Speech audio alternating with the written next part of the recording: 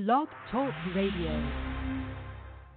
I'm Felix Contreras, a producer for NPR News and co-host of the NPR online show Alt Latino. My Black History hero is percussionist Armando Peraza. He was born in Havana in 1924 and came to the U.S. in 1949 as part of a wave of black Cubans who brought some of the first authentic Afro-Cuban drumming to the U.S.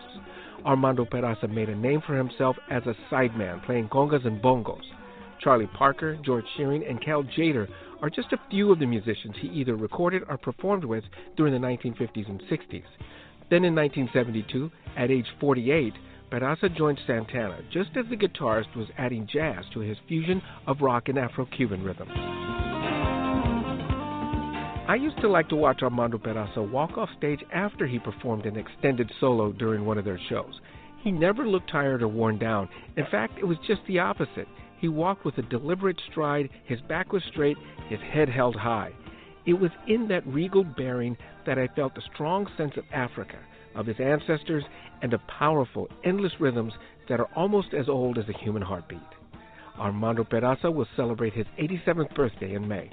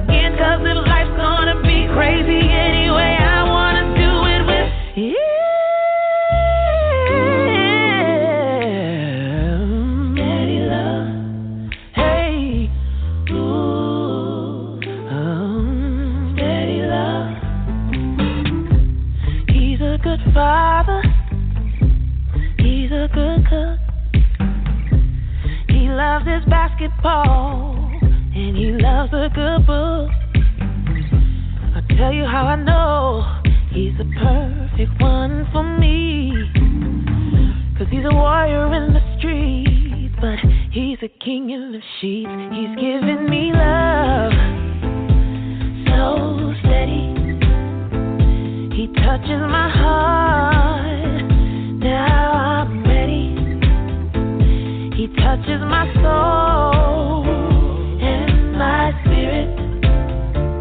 He's giving me love so steady. He's giving me love so steady.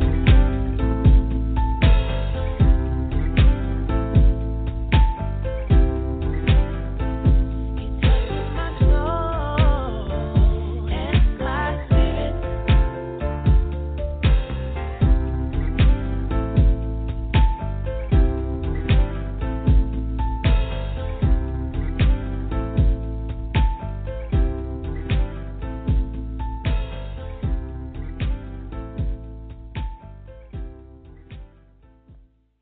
And good evening, and welcome to another edition of the Batchelor News Radio Show. I'm LA Batchelor. We thank you for joining us wherever you're listening and however you're listening. We do appreciate you. It is Black History Month, and you heard a Black History vignette. We will continue to make sure that we highlight us, about us, and something that we should do 365 anyway. I'm going to go to my first guest. He is a syndicated talk show host and best-selling author. Always good to have him on. He is Dr. Wilmer J. Leon III. And, Doc, I appreciate you coming on, sir. Good to have you. Hey, as always, humbled and honored, and good evening to you. So, Doc, I wanted to have you on, and we got so much to get to. You know, this president really has had a good week for the most part. If you believe the polls, which I don't, his so-called approval ratings up, but it's really one poll. Most of them say around 44% overall. Numbers are up. He obviously was acquitted and not removed in the Senate. No surprise there. The only defector on the Republican side was Mitt Romney, which we'll get to in a second. And, you know, this fiasco in Iowa, which I've been saying for years, first, I don't know why Iowa's it should be first or is first in terms of any kind of delegates and voting and things of that nature in the first place. And then the archaic way they do things, it's like taking who has the longest stick wins. I mean, it's just like it's really stupid to put it bluntly. But then, you know, Trump being Trump had to, you know, be Trump, which is good for everybody who's against him and whoever is under a rock and under the fence if they're going to vote for him. When he not only takes the tomb, if you will, where, you know, former President Obama said that, you know, they killed bin Laden and all this historic stuff goes on, to just go on a tirade and anger way that he normally does, saying, you know, he's going to get back at all these people. The Mueller investigation, which happened a zillion years ago, was a witch hunt. And FBI people are liars. This was bullshit. Just going off the rail like he normally does, like we normally expect him to do. Anyway, my question to you is, and you can respond to all that, but my question to you is, where is the response from the Democrats? They did not respond. He lied and lied and lied. Nobody pulled the stunt like the congressman has called President Obama a liar in his State of the Union. You had some deflectors and people turning it back and booing and stuff like that. Nancy Pelosi ripping up the sheet. But as soon as he finished and the Democrats come out with their statement or their rebuttal, it's fluff and Puff the Magic Dragon and all this other stupid stuff that has nothing to do.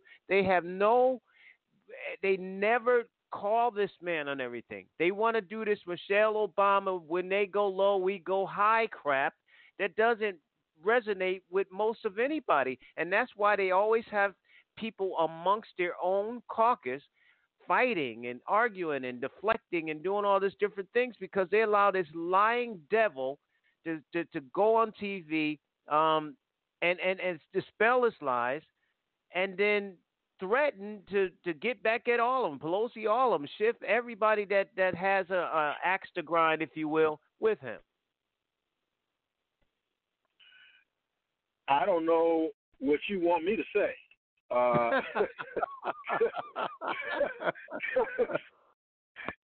Because you just said it. I don't really understand what in the world the Democrats think they're doing, because everything's really in their favor when it comes to, if you look at the numbers, if you understand the data, to your point, 90% of what he said in his State of the Union was wrong, and the data supports it. And he hasn't accomplished anything that he promised he would accomplish when he was running for president. So all they really need to start doing is explaining to the American people, here are the numbers. Here's the data. Here's the truth. And he lied to you then. He's lying to you now. Here's what we're going to do. It's very simple. But for some reason, they continue to take his bait and follow him down the rabbit hole. And I don't understand it, because this is not that hard to figure out. And if they started doing that, I think you would see an immediate change in his demeanor. But so long as he sees that this is working for him, I remember very clearly when I used to do Lou Dobbs Tonight when he was on CNN, and he always had me on his radio talk show host roundtable. And so one day I was talking to Lou, and I said, hey, man, you do realize I'm a political scientist and that you could get an awful lot more out of me if you used me as a political scientist instead of just using me as a radio talk show host. And he said, Wilmer, it's working for me. It's called Lou Dobbs Tonight, and I'm Lou Dobbs. So if it's not working for you, then you can go find something else to do. But it's working for me. So it's working for Trump. And there's no reason for him to change. It's not working for the Democrats, and there's a ton of reasons for them to change. And again, the funny thing is, the adjustment that they would have to make is not that difficult. So, I don't know what to tell you. I watched that Democratic response, and that was almost as bad as Pius Jindal when he did his foolishness. How many years ago was that? Probably, I don't know if you remember that one, Bobby Pius Jindal. Yeah. When he was the rising star of the Republican Party, and he gave the Republican response during one of the Obama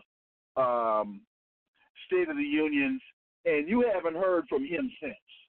I know. I was about to say, where has he been?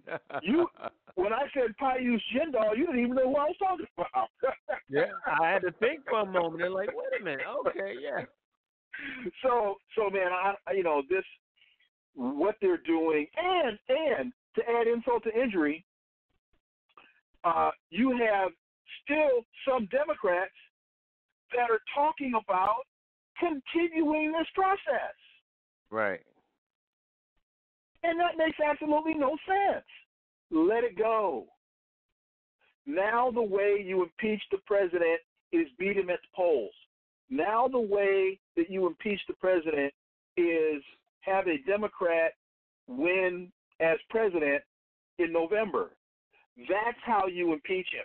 Forget about bringing now I forgot the dude's name. The former national security Bolton. Bolton. Forget bringing John Bolton to the. Hey, fold up your tent,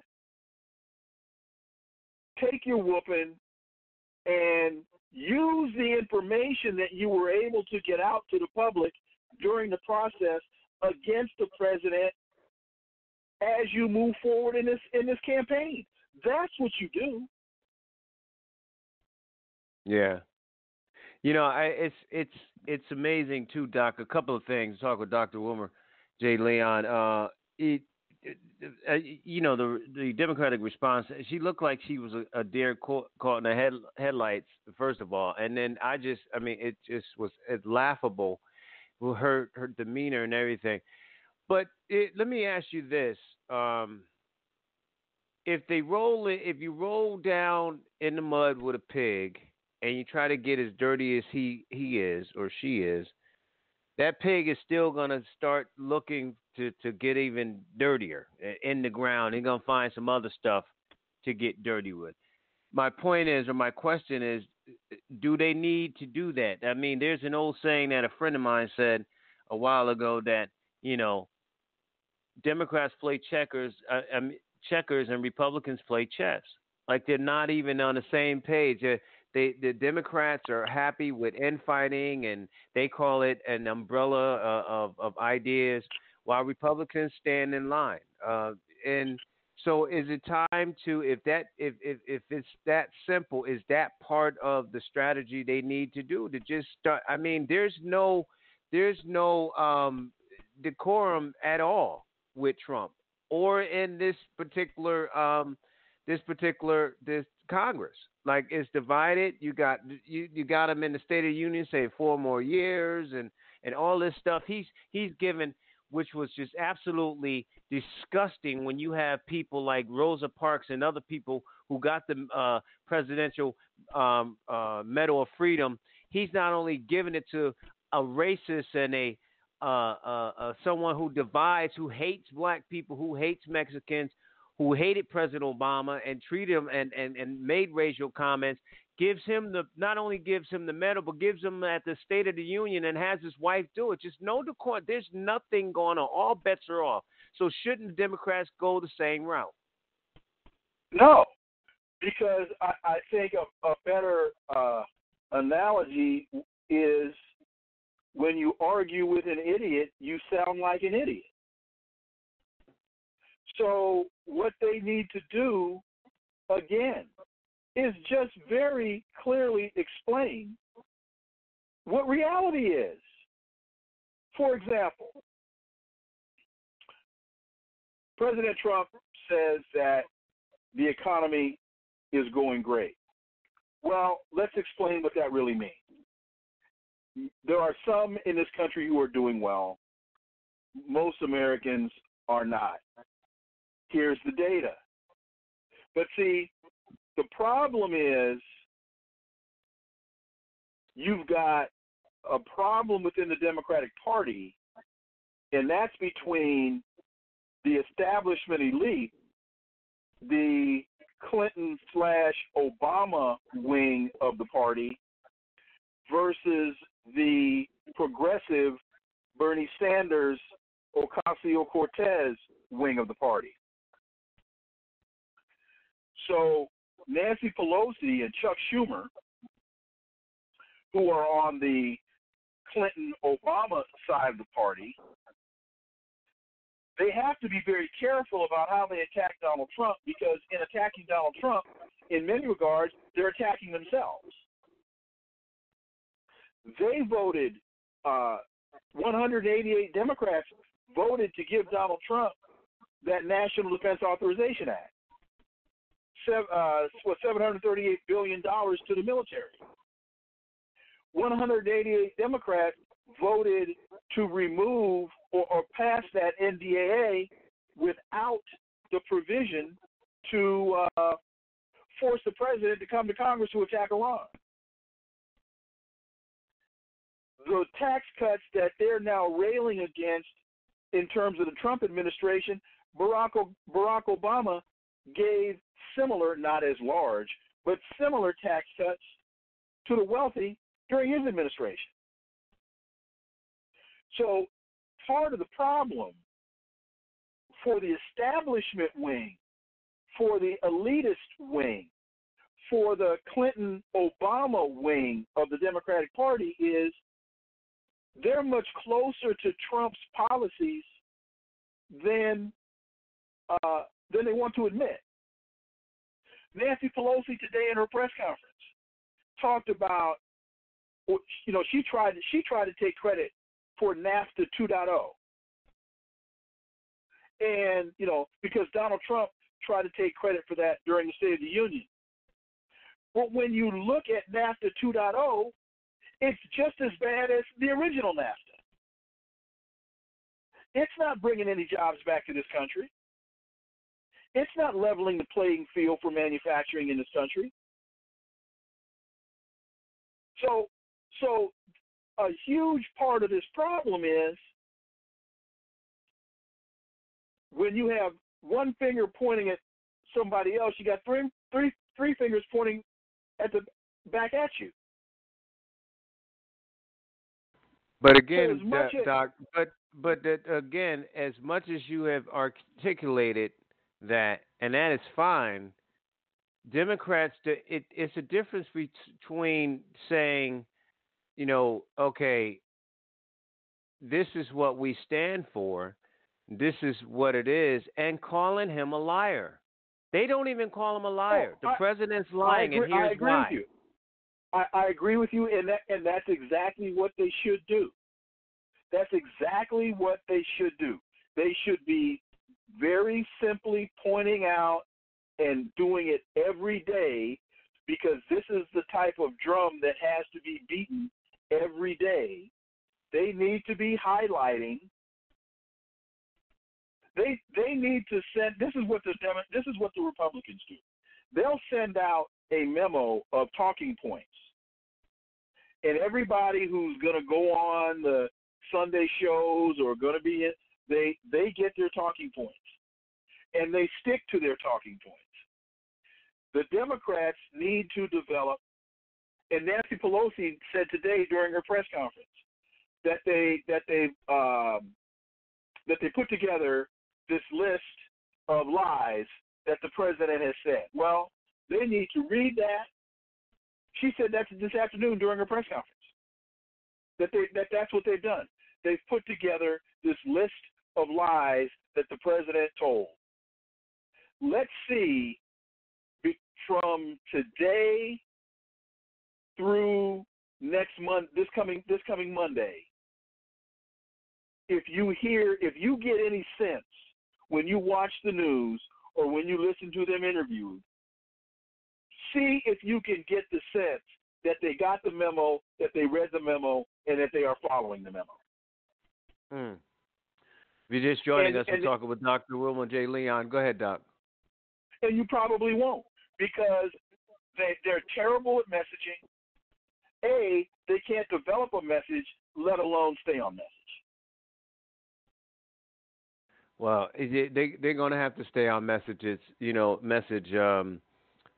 with this guy, but call it out. It's one thing to explain your position, but explain, first of all, you have to say he is absolutely lying, and here's why. But they go into this governor from Michigan looking like, Puff the Magic Dragon with all this little fluff stuff. Meanwhile, he's just nailing them right before that. 2 points I want to get to. On the Democratic side, I mentioned with the Iowa caucuses. Just a total mess. Now Tom Perez wants a do-over, and they don't know if Buttigieg really won or Bernie won. Meanwhile, they're going on to New Hampshire. Talk about how that needs to be changed and why Iowa shouldn't be, the first state to start any of this voting. And then with Mitt Romney, everybody wants to talk about how much courage, and I just don't see it, because if you vote you're conscious, and because you took an oath to God, and it was so egregious, and it was what he did was wrong and impeachable, and you vote guilty on Article 1, then why wouldn't you vote guilty on Article 2? If he committed the crime, why would you think he tried to block people to stop talking about or getting him in trouble because of the crime? So this moment in courage is just a crock for me. But talk about Mitch McConnell, all this historical speeches and all the stuff they want to say in the media, and all these weak Democrats applauding him about what his vote was on at least Article 1. Well, your first question was about Iowa. Iowa is first, very simply, because of tradition. And I don't really have a problem with Iowa being first. I don't have a problem with the way that traditionally Iowa has managed its caucus. What I think is really important to understand is what happened on Monday was a result of the Clinton-Obama wing of the Democratic Party trying to ensure that Bernie Sanders didn't win. They were trying to, and there are two great articles written by Max Blumenthal in the Gray Zone. If you go to the Gray Zone Project, where Max Blumenthal lays out and tells you to the person who was involved in this scam and why. And this was Tom Perez and the Obama/Clinton wing of the Democratic Party trying to ensure that Bernie Sanders wouldn't win. So it's not that Iowa shouldn't be first. It's not that the caucus process needs to change. It's that people need to understand that the Democratic Party is trying through technology to control the outcome of their caucuses and other processes the very same way that they're trying to blame the Russians for doing it. And I know that there are people now sitting listening to this saying, oh, there's Wilmer. I guess he's got on his tinfoil hat today and talking conspiracy theory. Well, let me tell you something. Just because you think it's a conspiracy doesn't mean they ain't chasing you. And you read Max Blumenthal's two articles in the Gray Zone. He lays this out to the person, the company that was responsible for developing this application. Whose money is it that's funding it? Who is it that's running it? Who are the people that were in charge of developing the program? All of that stuff is in Max's article. And all of these people are billionaire Democratic funders, former Barack Obama campaign and administration people, former Hillary Clinton campaign people. This thing was fixed. This thing was fixed. Unfortunately, they were too stupid to fix it correctly, and they got caught. And it looks like he probably won Iowa anyway. Bernie won. Oh, yeah. I told you 3 weeks ago Bernie Sanders was going to win Iowa. Didn't I tell you that? You sure did. I told you that did. 3 weeks ago that Bernie Sanders was going to win Iowa. Yep. And again, I implore your audience, if you all think I'm crazy, if you all think I'm just humor me and go to the Gray Zone Project, read Max Blumenthal's two pieces. Because as this thing unfolded, Max didn't even realize that he had been tracking the company that was involved in this scam. He'd been tracking them and didn't even realize that this was the same company that he had been tracking. And it wasn't until he started digging deeper and said, wait a minute, these names are familiar. I know, oh, wow, I've been on the tail of these people for the last 2 or 3 years. Mm. And now everything that he had been tracking them on for the last 2 or 3 years came to fruition Monday night when the software, when the application crashed.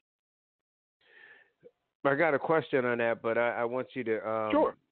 Respond to the Mitt Romney comment I had.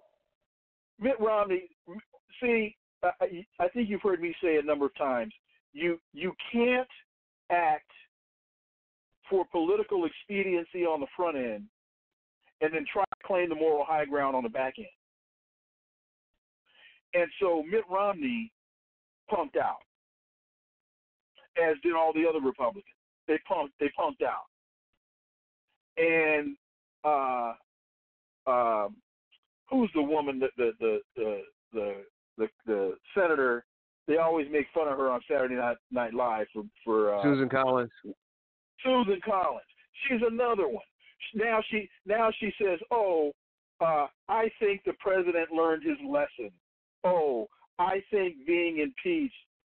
Susan Collins needs to go somewhere and never come back. Well, she's going somewhere. Home. And never come back. That's right. She's going. Oh, just as much as Hillary Clinton needs to sit down and shut up. Yeah, I agree. And again, I got to say, because I'll get emails, folks. This, as they said in The Godfather, this isn't personal. This is business. And so people talking about you keep talking about Barack Obama, blah. Look, it's business, folks. This ain't personal. It's about policy. It's about policy output. It's about having your election stolen. And you need to understand who the people are that are behind all this stuff. And it's not Vladimir Putin. It's not a bunch of Russians. It's Democrats just as much as it is Republicans. They're playing the same game. They're playing exactly the same game. This time on Monday, they got caught. That's all. They just got caught. Because they tried to rush this app through without properly beta testing it. And so the app failed. Yep. They will go to any length to prevent Bernie Sanders from getting the nomination. That's why they changed the rules to allow. If for those of you all that think I'm, stupid, which is fine, why now did they change the rules to let Bloomberg into the debates, provided he crosses other thresholds? But now he doesn't have to have the funding requirements that they were imposing on everybody else. Why change the rules now? Right. That's why Bloomberg got into the race in the first place. The Democrats felt they needed an establishment candidate that they could trust because they saw Joe Biden crashing and burning. Hey, he's still crashing and burning. Want to go to the phones? I have a Tom on the line. Yeah, how's it going? Good. Is that Tom Perez? No. No, That's Tom Tom Perez. Perez. It just happens to be Okay. coincidence. Tom, where you calling from? Los Angeles. Are you guys up A here? secretly disclosed location. Okay.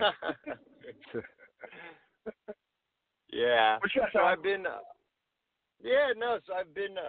listening to you guys for about 15 minutes or so, and I think you make a lot of really good points. I think, look, personally, I am a Democrat. I'm not a Bernie Sanders guy myself, right? Like, I think his heart is in the right place, obviously, but like, I worry that his policies and stances are a little draconian to actually get mass amount of support. I think my other worry has just been, for some reason, the United States is the one country where the poor people elect the leaders who are purposely trying to screw them over. And so I worry that somehow Bernie's policies are going to be misconstrued and reported and almost have the opposite effect that they should, in the sense that you'd think someone like Bernie would actually be able to rally the vast majority of voters, but the way the United States reports this stuff, I would worry it would actually be the opposite. I think just, I think what you're saying is almost certainly spot on. If it's not spot on, I think there's absolutely a part of this that is true.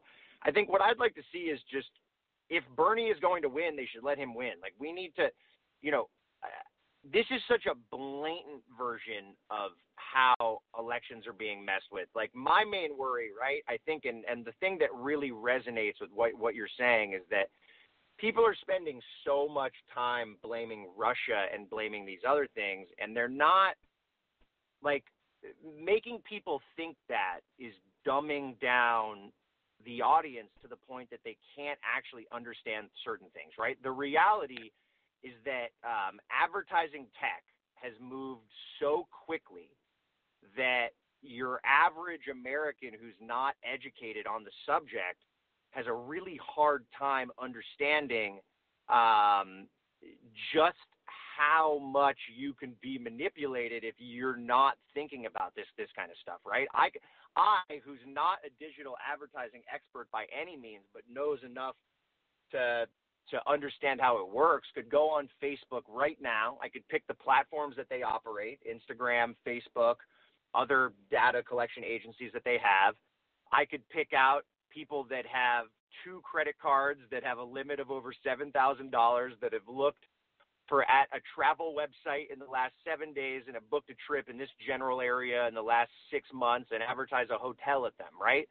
So that's where all this stuff started. But the reality is you can use that kind of information in much more damning circumstances to essentially say, I know that these people are in this area. I know that these people search these kind of things. They watch X kind of television. They read these kinds of articles. I know that these people are susceptible to X, and I'm going to feed them a series of things that maybe say ads on them, but at least disguise and display headlines in a way that are going to continue to sway them, right? I could even, and this is what's really worrisome to me, is if I'm the Republicans, I could do exactly what they've been doing. I could pack the courts with a series of judges that are going to lean right in a way that allows me to repeal a series of voter laws that would stop me from being able to do certain things. Then I can use this information to understand exactly, precisely where swing voters are, where Democratic voters are, and I could very easily decide in those certain districts to be able to make voting just a little bit more difficult in swing states that really matter. And if you don't think that they're doing stuff like that, then they certainly are. And so, I know we're talking about the Democrat piece here. Sorry, go ahead. No, I want to give Dr. Hang on a second, Tom. I want to give Dr. Leon the time to respond. Go ahead, Tom. There's an awful lot of validity to what Tom is saying. In fact, here's something else that your audience needs to go and look at. The show Frontline, which is on PBS, did a phenomenal piece on artificial intelligence and the power of Google. And so what Tom is talking about in terms of metadata and being able to capture specific information about individuals and then to be able to target advertising in a lot of different ways to sway those individuals. That's what's being done right now. And what both the Democrats and the Republicans have been very effective at doing is making you think that this is what the Russians are doing to the American electorate and to American elections, when in fact the Republicans and Democrats are doing it. In fact, that's a big piece of what Julian Assange released with the emails that were captured that were taken from the Democratic server, from Hillary Clinton's server, and how they were skewing the information to damage Bernie Sanders. That's why Debbie Wasserman Schultz lost her job as the chair of the DNC. But I guess the difference, though, Doc, and then Tom, you can, if you have any more questions or comments. I guess the difference is if you have this company in this particular case in Iowa trying to sabotage Bernie Sanders, that may help, and it didn't help, apparently, in the short term if that was the agenda. But in the long term, just like last year, the last elections with Hillary, Donald Trump wins. So if you're going to have all this confusion, I'm saying if you're going to have all this confusion, if they're trying to do that to oppress Bernie Sanders and his followers, then ultimately it's going to hurt their party because that's going to strengthen Donald Trump. No, see, and I'm working on a piece right now called "The Danger of Binary Politics." See, you are thinking Democrat versus Republican, and they're the same. This binary thing about one or the other, on or off, good or bad, that doesn't exist anymore. It's no longer permanent friends or permanent enemies. It's permanent interests. And so Nancy Pelosi is being paid by Lockheed Martin the same way that Mitch McConnell is. They're being paid by the same people. They have the same interests. They're looking out for the same things. The real difference between the Democrats and the Republicans at this stage of the game, in terms of the elite side of it, is they just smell a little better and talk a little nicer. That's all.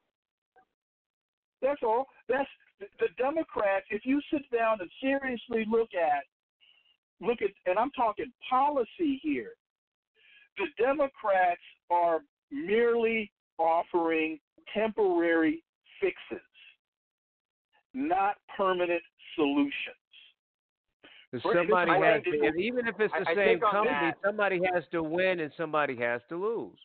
If it's the same people using the same company. Goldman Sachs wins.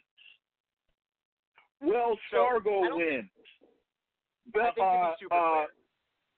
Bank of America wins.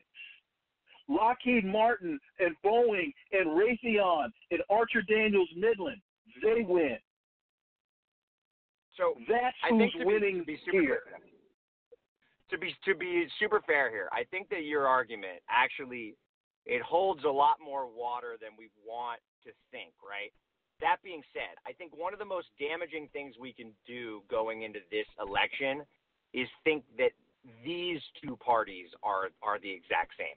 I don't disagree with you that the Democrats are in many ways, many more than we want to believe, similar to the Republican Party that we are so frustrated with. But I think this particular regime is much more susceptible to spite-based politics. Like, for example, but see, I'm lucky enough to with that, you're operating again, man. You're operating on the fringes. Because look at this. Nancy Pelosi supports the invasion, the overthrow in Venezuela. Elizabeth Warren supports the overthrow, the coup d'état in Bolivia. Hillary Clinton convinced Barack Obama to assassinate Muammar Gaddafi. Barack Obama greenlit this. Look, man, does Flint, Michigan have clean drinking water yet?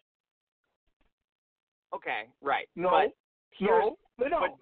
Well, precisely, but like that's because of the I mean, like think about the fact that that cathedral, the Cathedral of Notre Dame was burned down. They give $1 billion for that from various people around the world, and they can't get money to make the water clean in Flint.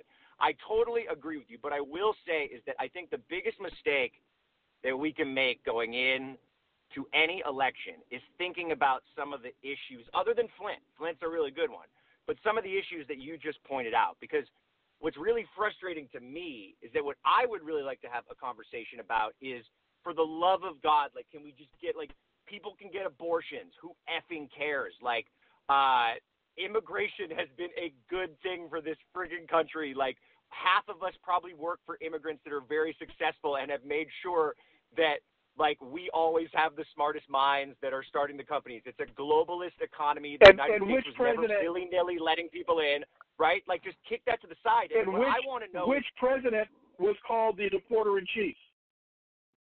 No, but that's not. But my point is, I don't care about any of that crap. Useless. No, Useless you just said you cared about immigration. You said immigration was important to you. No. Well, it's important to me only when we spend. So right now we are spending time arguing about a meaningless subject, right? What I want politics to be is we are taxed a certain amount of money. We're taxed a certain amount of money, and yet our school systems are garbage. Our streets are not fixed. We barely have any new airports. We are digging deep into stupid. Why? Well, that's why? Exactly why. But how much time do we ever spend talking about that? I'll tell you why. Okay, hold on. It's called the defense budget. And that's why I started out in this conversation saying 188 Democrats in the House of Representatives voted to give Donald Trump $738 billion more than he asked for in his defense budget. So you can have clean drinking water in Flint. We have enough money for that. You can pay teachers more in this country. We have enough money for that. You can rebuild the infrastructure in this country. We have the money for that. But we don't have the money for that if you want to build 150 more F-35 fighter jets. And if you want to start senseless wars in Venezuela, in Bolivia, in Yemen, in Syria, in Lebanon, if you want to look, man, budgets are numeric representations of priority. So the things that you are talking about that you want done with your tax dollars, those are very good, admirable things. And in a democracy, those are the things that we should be spending our money on. But Lockheed Martin doesn't build schools. Raytheon doesn't build water systems.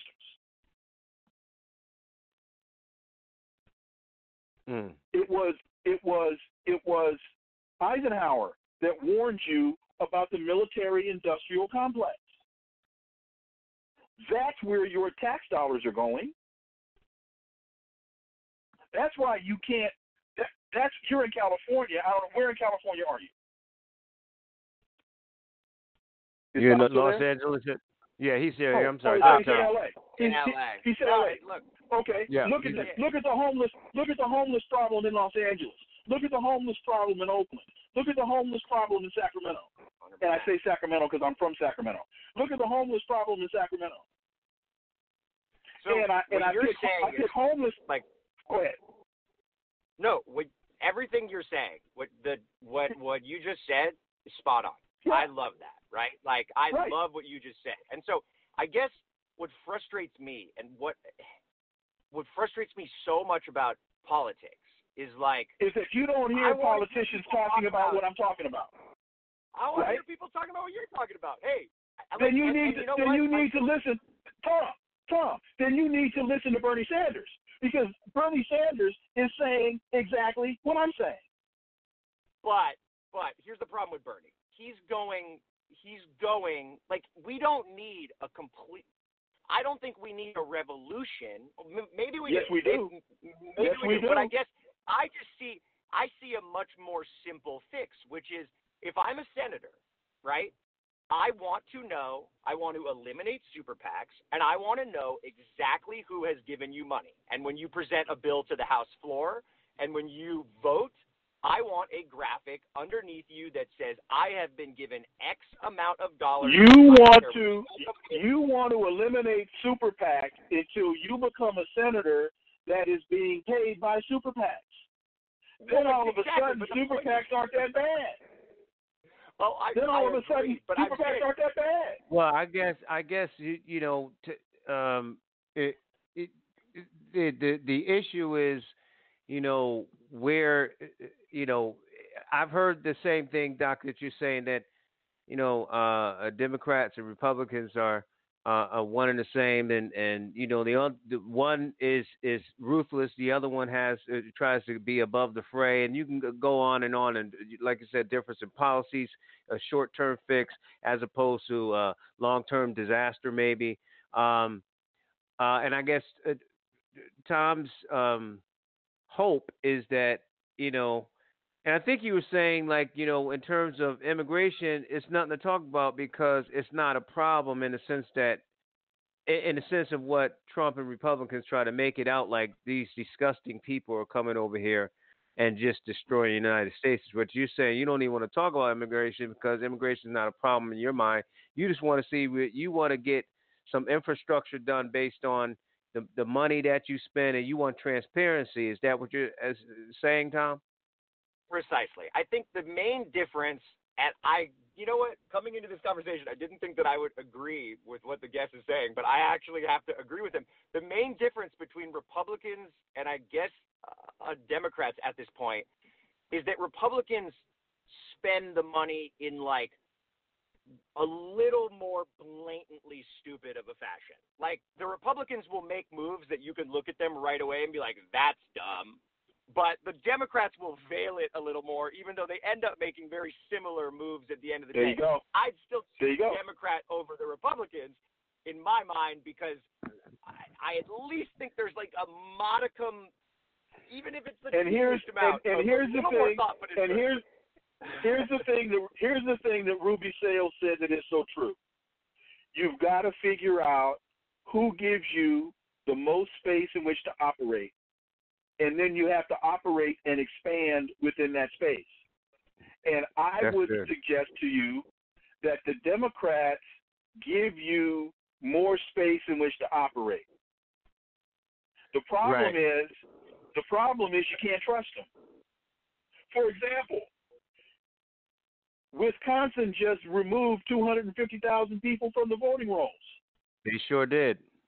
Georgia just removed 300,000 people from the voting rolls. Michigan did the same thing, too, by the way. Smaller number. Michigan did it. Where are the Democrats crying foul? They're not. And to that point, too, Tom, like we were talking about earlier, this man gets up there and lies like Dr. Leon said. 90% of the State of the Union, the rebuttal for the Democrats was just kumbaya, and we're just going to stay above the fray. And you can't do that. Like, you can't.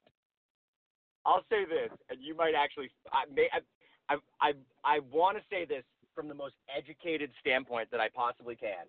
But if I were running against Trump, you are basically running against people who are following a cult at this point, right? Like, people revere Donald Trump in the same way that they do religion.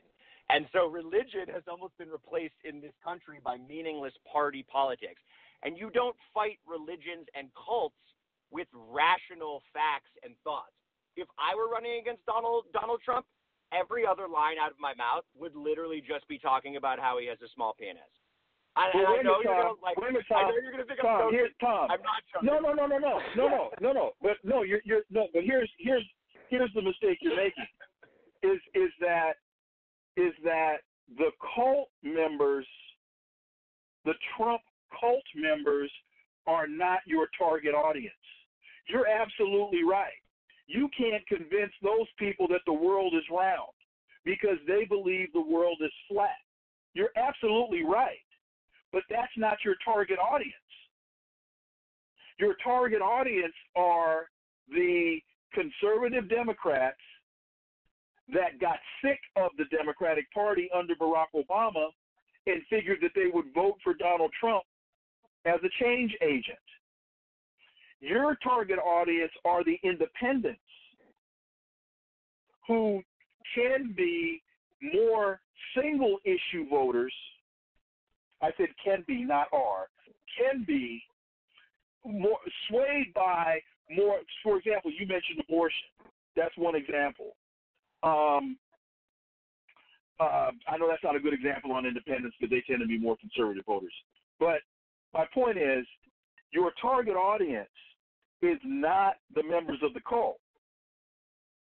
Your target audience are those who are standing outside of that cult meeting listening to the music, trying to figure out, are they going to go in or are they going to go home? And you're trying to convince them to go vote. Right. That's Great what this point. is about. That's what this is about. It's not And about I think convincing. and Doc, I think it's this. You know, this. I get. I'm exhausted for the voting for the lesser two evils. If you're not going to vote for Bernie Sanders or his policies, his rationale, and some of the ideology that Doc is talking about, then you need to blow it up and have a third or a fourth party or something. Something has to be different than the two that are running the show right now. And here's the other thing. Here's the other thing to Tom. Is Tom reminds me, and I'm not saying this, Tom, to insult you, but I'm saying this to make a point. Tom reminds me of those voters that they asked, do you like the Affordable Care Act? And people said yes. And then they asked them, what do you think about Obamacare?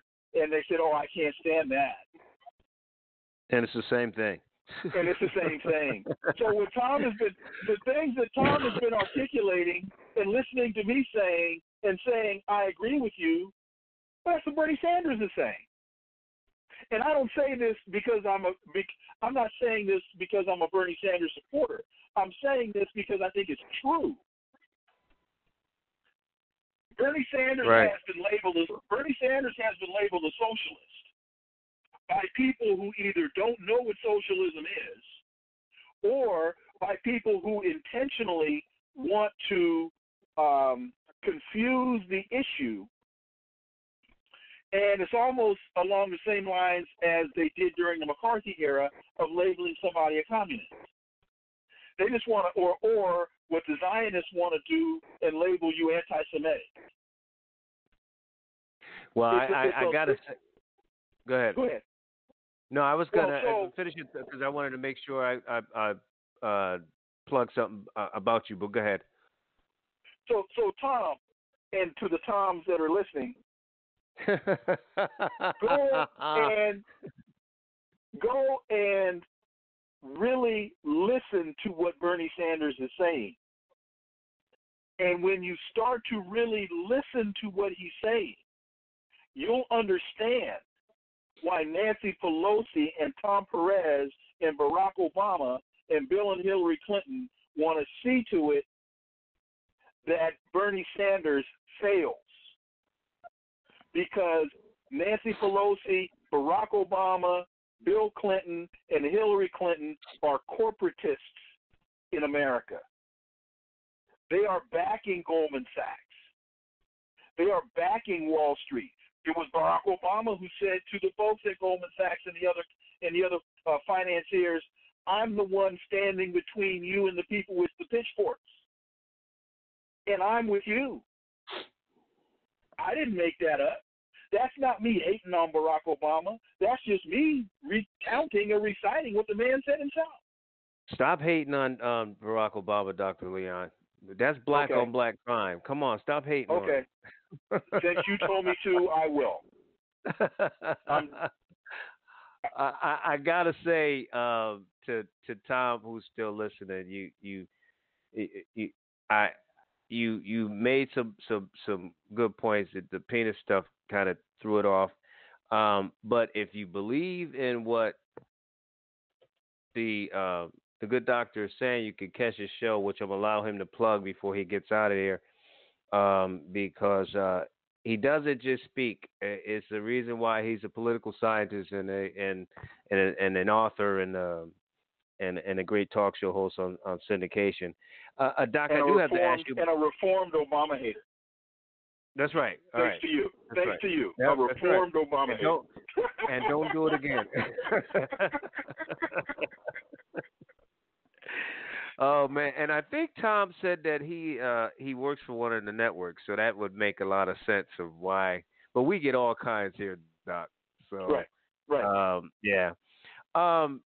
New Hampshire. One of the things is I think that if Mayor Pete sort of overachieved, especially based on all the dynamics that you talked about in Iowa, then maybe do you think? I guess the question is, do you think that Elizabeth underachieved there, and does she need to finish first or second in New Hampshire to keep going, or is she even going to make it to Super Tuesday?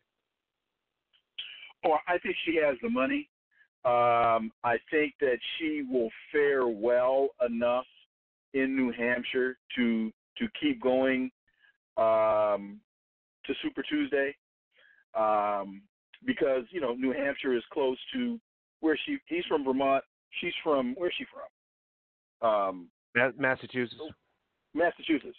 So you're talking close enough in proximity geographically to where I think where she can get some crossover support. But I think a third place showing in New Hampshire, a third place showing in Iowa, particularly where Buttigieg leaped over her. And so now, because remember, for a very long time, you had people equating Elizabeth Warren and Bernie Sanders. They were almost the same person based upon the policies that they're advocating. Well, now the distance between Bernie and Elizabeth is growing. And so that's where I see her having a bigger problem now, is what lane does she fit in if Bernie is taking up all the space in the Bernie lane? There are those who will see her as a viable alternative to Bernie, but will really, because you can't trust Iowa now, we're really going to have to see what happens in New Hampshire. Because I was about to talk about Buttigieg's result coming out of Iowa, but now because Iowa is tainted and you can't trust Iowa, now I think we need to wait and see what happens in New Hampshire. Well, let's get your op-ed. Once you finish your op-ed piece, please send it to me, and let's work out a time next week so we can get you back on real quick. Tell people how they can follow you, your book, and your show. The time Wilmer Leon, want to know. WilmerLeon.com. Go to Wilmer, WILMER, Leon.com. The show Inside the Issues on Sirius XM 126 on Saturdays from 11 to 2 Eastern. This coming Saturday show, I got 2 hours with Tom Porter and an hour with Dr. Jack Rasmus, the political economist. It's going to be some great analysis, because talk without analysis is just chatter. That's why I appreciate you, man. Doc, always good for you to make a house call. Love you, man. Be well, You got it. You got it, too. Thanks, bro. Love you, too. Later. Appreciate it. Yep. Dr. Wilmer J. Leon, of course, talking politics with us. Always good to have his insight. Come back. I want to get to, I know you're there, but I want to get to Willie J. Jones. He is the interim men's basketball coach at North Carolina A&T. Get his thoughts on some things, and then we're going to switch to the NBA trade deadline. I got to get who's thoughts on some of the trades, some surprises. For me, it is. We'll talk about that, too, on the Batchelor News radio show. Stay tuned.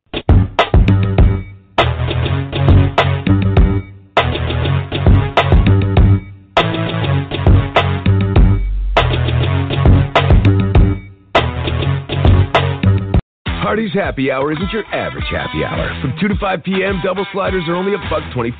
Call it a charbroiled hour, a double beef hour, a whole lot of melty cheese hour. Call it what you want. Happy Hour at Hardee's is a good call. Offer for a limited time and only between 2 and 5 p.m. Price and participation may vary. Tax not included.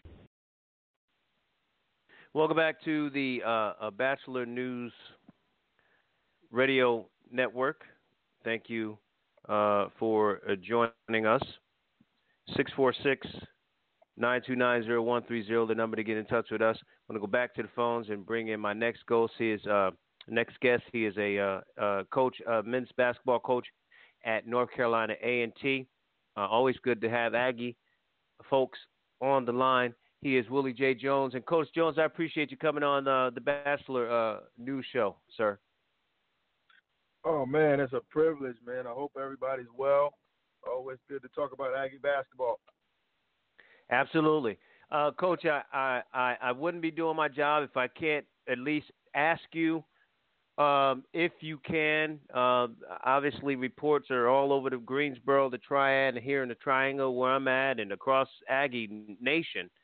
And I'm getting all kinds of noise about A&T moving from the Mideastern Athletic Conference, people know it as the MEAC, to the Big South Conference, joining the likes of Hampton and High Point University, which is down the road from you guys in proximity.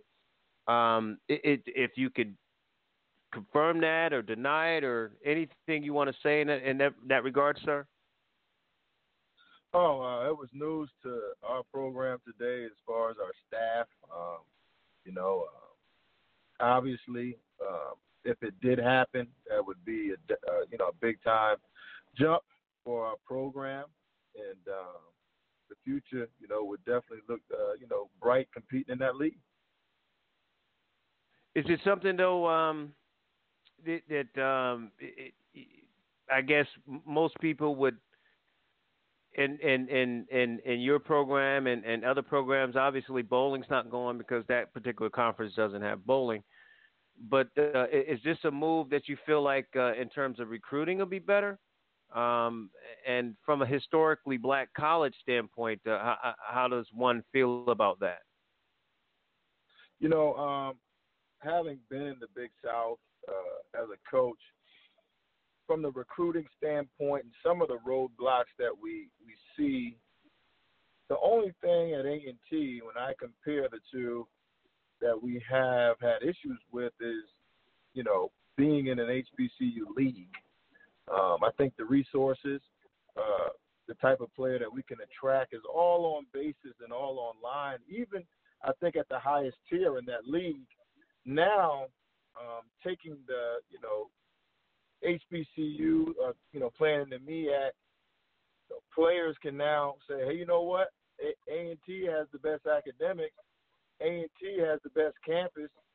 A&T is the bigger university. I want to go to A&T.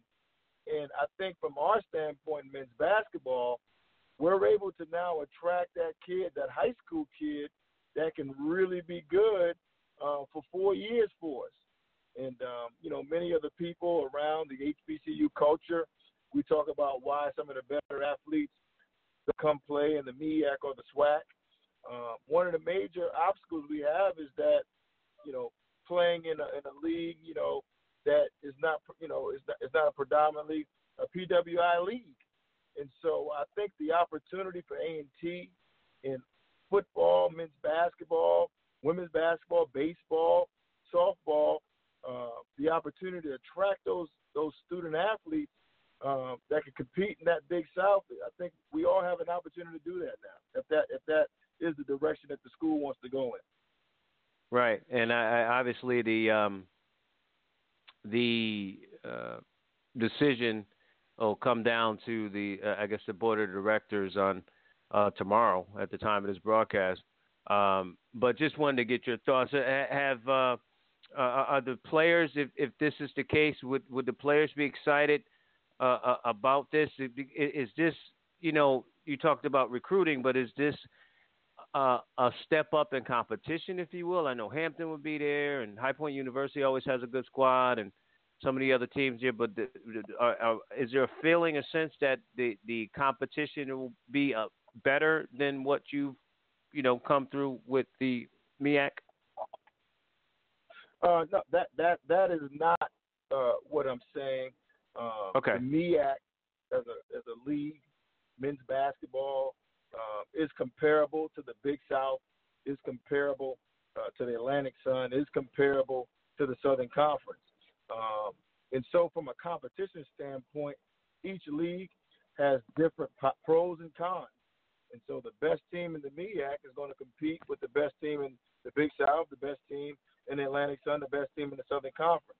What it does is, for us at A&T, again, the recruiting landscape, it's a transfer league and a junior college league the majority of time in the MEAC. Charleston Southern has a lot more high school kids, a lot more four-year kids in the Big South. And so now you're able to really go out and get really good high school players. And in North Carolina, where we are, there are tons and tons of really good high school players. So now we're in the mix and have a chance to compete for some of those kids right out of high school. And I think where our university is going as far as with the resources, as far as our fan support, what we bring, we have a chance to compete at the highest level in the Big South. Just joining us, we're talking with Willie J Jones. He is the associate coach, head coach at North Carolina A&T men's basketball. Coach, when there's still a lot of stuff out there in terms of only you guys know internally the decision made to kind to put you in charge and put head coach aside for whatever reasons that the school decided to. When did you know, and what was your action? I mean, coaches are coaching. You guys have a brethren. Even if you're not friends off the court so much, and you're going out to dinner and hanging all year in the off season, whatever, you still have a respect and a camaraderie there. So, what was it, an awkward situation? How did it kind of go about? Yeah, I mean, as far as getting a phone call to take a program and be in charge of somebody that's very close to you, it definitely puts you in an awkward position. But just like anything else, when the authority tells you that you have a job to do, then you have to do your job, and you have to be prepared to do your job because many people look at it as we coach basketball, we coach sports, but this is how coaches feed their families. And one of the toughest things to do is find a job. And that's not something that I want to have to do. And so what my approach was, I had to make sure the players were in the best situation that they could be in. They were comfortable and, not allow anything that they didn't have anything to do with to be a distraction. And I had to make sure that I was mentally ready to move forward and make sure I put myself and the rest of the staff in the best place that, whatever the decision that the school may make, positive or negative, we had to make sure we were ready to go. And so that's what we've been doing. We're on a day-to-day basis, a game-to-game basis, and whatever the school decides to do, we'll be ready to go.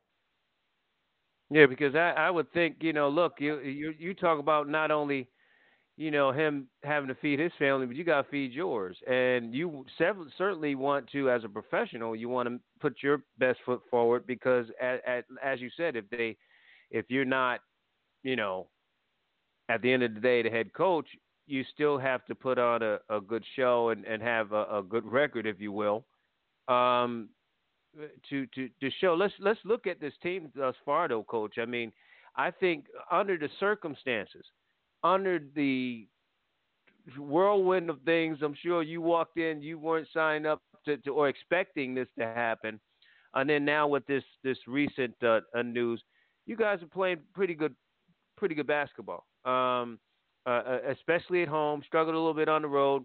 Talk about the adjustment for the players. expecting one coach now, and you're in charge, and how they responded, in particular in the conference. We have, been here for 4 years, and I've been here for the entire 4 years. And so working every day, had a lot of responsibilities as the associate head coach with Coach Joyner. I was the defensive coordinator. And so when you're working to make a program, a championship program on a day-to-day basis, the adjustment of moving over is something that you have to work on every day. And the players heard my voice every day. They heard my voice on the court. They heard my voice in academics. They heard my voice, caring about them. And so once the athletic director gave them the game plan, my job was to make sure that the situation wasn't a distraction. And, we had a couple conversations, and we went about business as usual. And, our goal as a program was to finish the job this year and having the opportunity to be a regular season champion and a tournament champion in this league. And I think we had enough older guys and guys that have been around to put everything aside and focus at the task at hand. And that's what we've been able to do. And we've been successful so far, and we're going to try to keep doing what we're doing. Coach, it's so funny you say you hang your hat on defense, talking with Coach Jones of A&T on the Batchelor News radio show. You hang your hat on defense, defensive coordinator. And if I'm not mistaken, you in 4 of your losses, teams got in 3 of the 4 games that you gave up 90 points or more, you lost 3 of those 4, which shows that if you guys are playing the kind of defense I'm sure you believe you're capable of playing, you win. One game you just, you hit $120 in one game, but even the win against Bethune a few weeks ago, you won, but you only won by 3. So talk about that defense, what you like to do, and what's your philosophy on offense. We've only lost 2 games since I took over. That was to Illinois, and that was to Coppin State.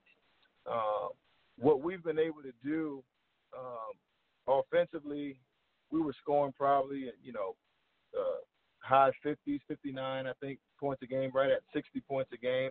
And so the adjustment right away was to try to generate some more points, and we did that with pace, trying to play a little bit faster, trying to get out in the lanes and run. And I thought the guys really bought into that and helped us score a lot of points. And so after the Bethune game, we really, since I thought the guys really had the gist of what we were trying to do, we really went back and started to focus in a little bit more on defense and try to get back what we wanted to do there and, limit teams' scoring opportunities and making it tough. And I thought we did that against Norfolk. I thought we did that against South Carolina State.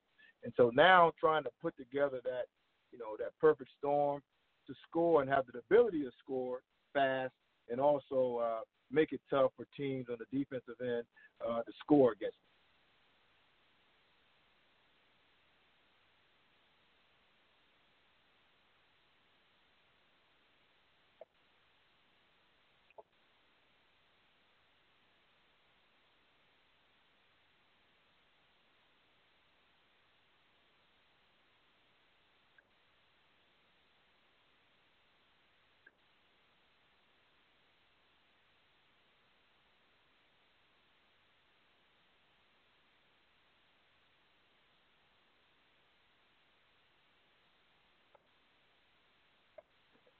And when you look at the A&T game against South Carolina State, you talked about the defense. Neither team really shot the ball exceptionally well, Coach. But boy oh boy, 21 turnovers you forced and 11 steals against South Carolina State. Talk about that game. You turned it on in the second half. You pulled away in the second half, and talk about the Jackson boys, how they played, and Cameron played well.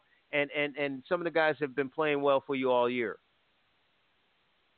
We've talked about, the last couple of days, we really, championships are won on the defensive end. I think we're going to be able to score the basketball if we continue to get stops. And I think the guys realize that also. I think, some of the teams were able to get some easy baskets and, looking at film and looking at why and how teams were scoring, really had to buckle down and, playing Norfolk, who's also a really talented team that really hangs their defensive end. We knew we had to buckle down and get back to our ways of locking down and making sure we make it tough for the opponent to score.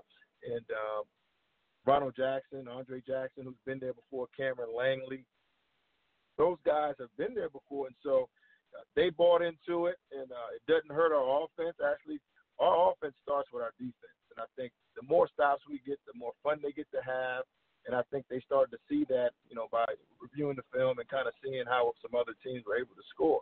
And so, those guys have done an unbelievable job all year for us.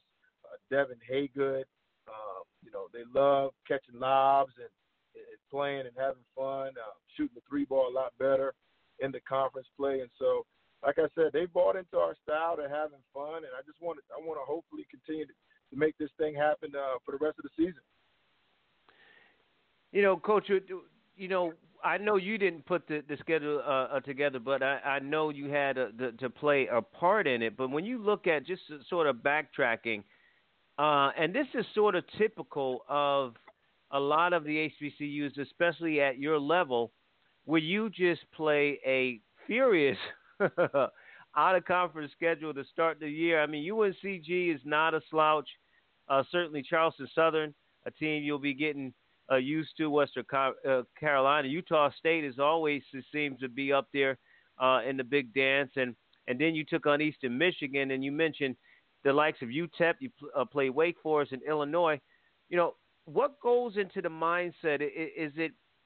Are you playing that because, again, going back to the level of talent that you're playing against to get you ready for conference play, or is it just more or less from a financial standpoint? What goes into a schedule like that? Everybody has different philosophies as far as scheduling, and you try to do as much research as you can to see who's going to be good and who's going to have a young team or, that type of thing. Obviously, you do have to play some money games in there. But to be honest with you, everybody at our level that we tried to schedule are teams that we think we could compete with. And, UNCG is a really good program. They're going to have a chance to compete for a championship in their league. North Texas is tied for first in their league. Western Carolina is in the upper echelon in their league. Charleston Southern is fourth in their league. Illinois is 20th in the nation and second in their league. And so we've played some teams that at the end of the day, they're competing at a championship level. And so what that does is really expose what you need to work on and give you some confidence going into games and going into your conference play. And I really thought once we got to conference play, our guys saw that we can compete at a much higher level. And I thought that was able to be a springboard for us, and it's actually worked in our favor.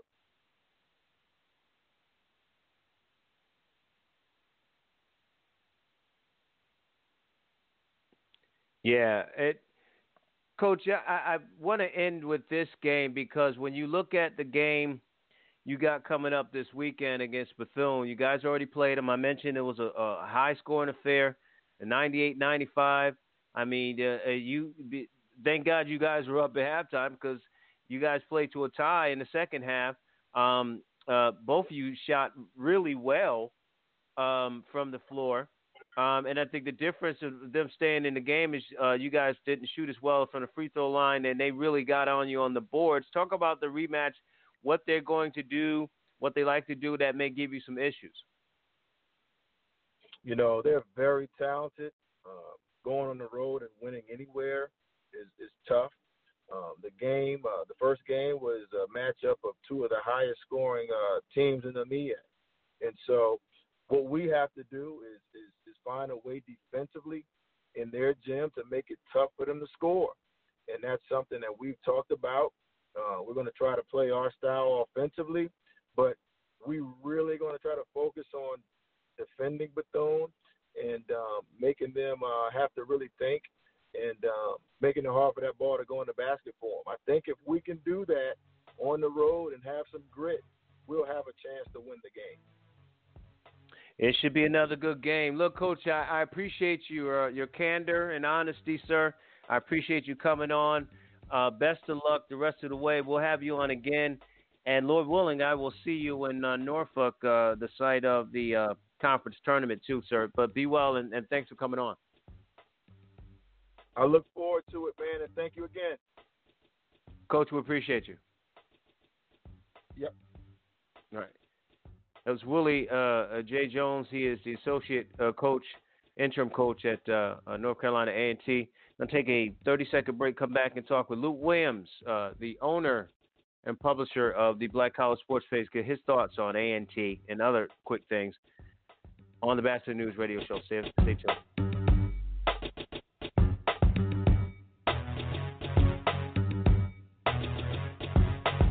This is Chicago-style hot dog here. I'm not feeling too good. Turns out, along with all the other bad things my cholesterol does, they say it's a risk factor for strokes. Strokes? Sheesh. Good news from National Stroke Association. Exercising, eating right, and asking your doctor about medicines that can help lower your cholesterol like statins may reduce the risk of a first stroke. And if you've already had a stroke, it's even more important you lower your cholesterol. Lower your chances of stroke by controlling your cholesterol. Visit stroke.org today.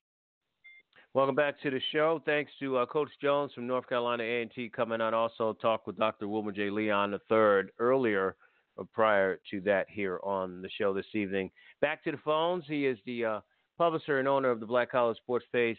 Haven't been on in a minute, but we're glad to have him on. He's Luke Williams. And Luke, bro, I appreciate you coming on, man, on short notice. Thank you very much for having me, man. Glad to be back with you, L.A. Yes, sir. And right to it. And we'll play this on the podcast if people missed the interview with Coach Jones. I asked him basically, is this move for real? He pretty much confirmed it. He didn't deny it. They said that whatever the school decides to do, they're ready.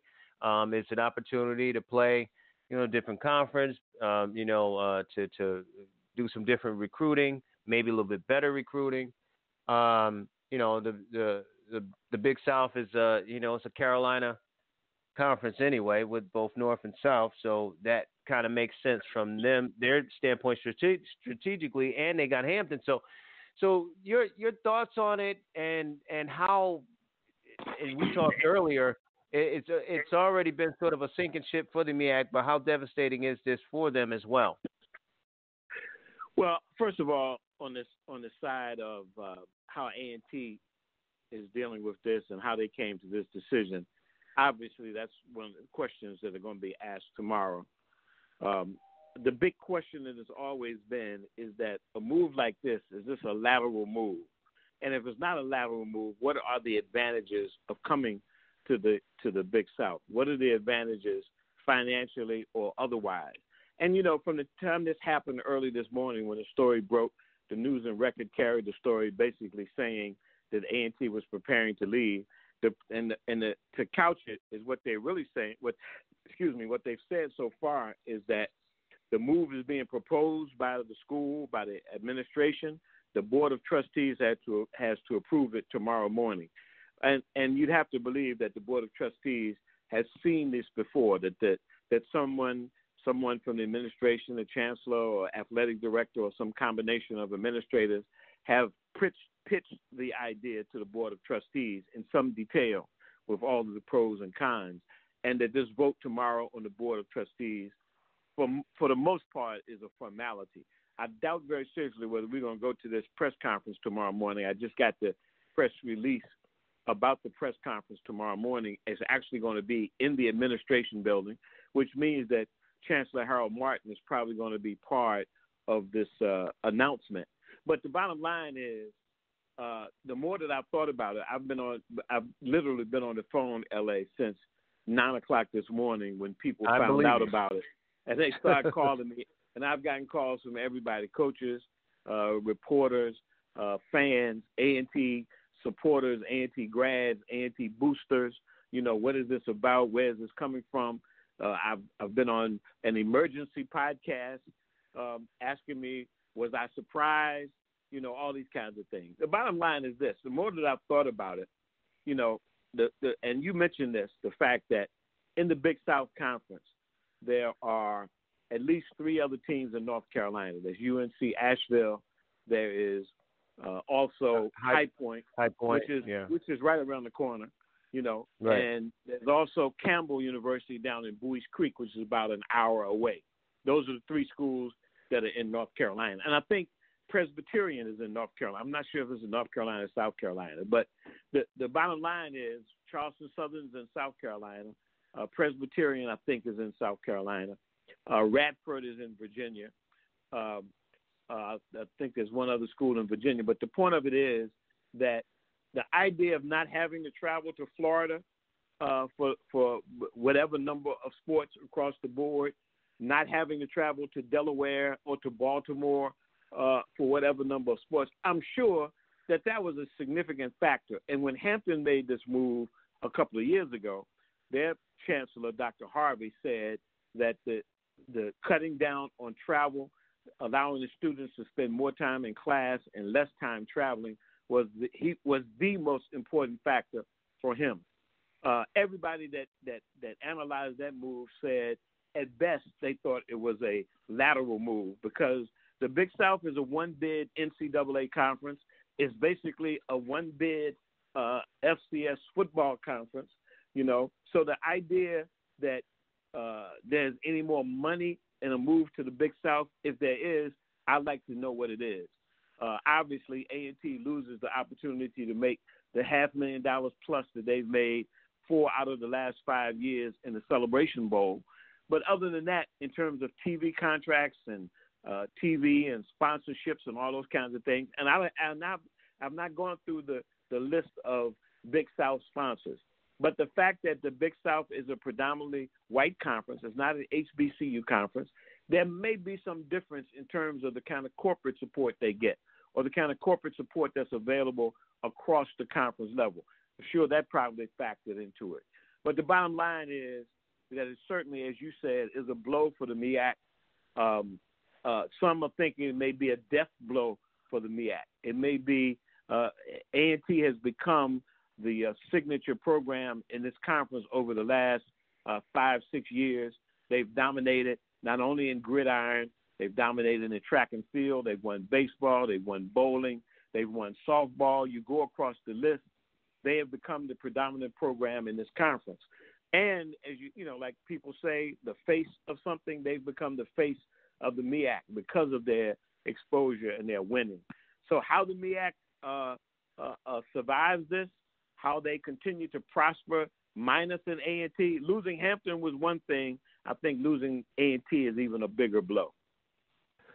Yeah, and we're short on time, and I want to not only have you come back and talk about this, but I also want you to come back and I want to talk about it as this is Black History Month. That you know, this is this the year of the black quarterback? I mean, with Shaq Harris and on down. You know, we talk about that. I want to talk about that, but as it relates to A&T, you talked about the MEAC, but there's still, I've seen a lot of emails from a lot of people that are upset, but I also seen people that were happy because of not only the cutting down on expenses, which leads to more money they can keep, but also talking about the diversity. So it seems as though, and we've seen this or people alluded to this in terms of HBCUs in certain cases, that some of these alum are okay with, I don't want to say losing the heritage, but opening up the doors to more diversity.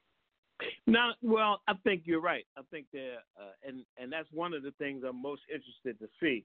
You know, when A&T was supposedly considering, and if the state was in the process of trying to merge A&T with UNCG, there was a lot of backlash from a lot of alumni that no, and like it was like a hell no, we're not going. You're not going to merge A&T with UNCG. But I got a text not right before I got on with you from a former, it's actually a MEAC administrator who's saying that in 20 years, he said 20 to 50 years, that any of the HBCUs will not have the profile that they have now, that diversity, if you want to call it integration, is going to seriously change what we know and what we've come to know as HBCUs, that you're going to see more of what has happened to Tennessee State and West Virginia State. And you're already seeing that now when you start talking about that 12%, I think, of A&T's student population is now non-African American. And some of these other schools like Tennessee State and West Virginia State has actually gone into the 30% or even more. So the key element of that is that it's a HBCU, historically black. It does not mean it's going to be permanently black or it's going to be eternally black. So some of the changes that could occur, and this was as I said, a former administrator from the MEAC who said this, that that this is the landscape that is happening there. So I don't doubt that there's some A&T alums that are going to have no problem with this whatsoever. And listen, it's not like they haven't had problems with the MEAC or haven't had questions with the MEAC or questions about the way different kinds of things are done in the MEAC. So it'll be interesting. We don't know if somewhere down the road we're going to be talking about be careful what you wish for, that you had a good situation and that you've not done that very well. I think in 2 years in Hampton has now been in the Big South. They won a track championship. I think the men or women won a track championship, but they were next to last in football. I think currently right now they're third in basketball. So it remains to be seen. I think it's a shocker. I think the News and Record here, the daily paper, called it stunning. I think some people, including myself, knew that A&T was looking at alternatives to the MEAC. They've been going through this process over the last couple of years. Really, even before Hampton left, they were already exploring those opportunities. And according to the News and Record, they were looking for a soft landing spot, whatever that means. And obviously, as it stands now, it looks like the Big South is going to be the winner in terms of that regard. Well, we're going to talk about that again. And what does this do to the CIAA? I mean, it's a lot. It's so much stuff that's going to. It seems like we'll spin out of this. And incidentally, we're working on getting Commissioner Thomas on next week to see his thoughts as well. Yeah, that's a big element of this. When Hampton left, I asked Commissioner Thomas, did you know Hampton was considering moving? And he said, Dr. Harvey has been talking about this with the presidents, with the Council of Presidents for the last 4 or 5 years. So this was not a surprise. I have not had a chance to ask him about A&T's move.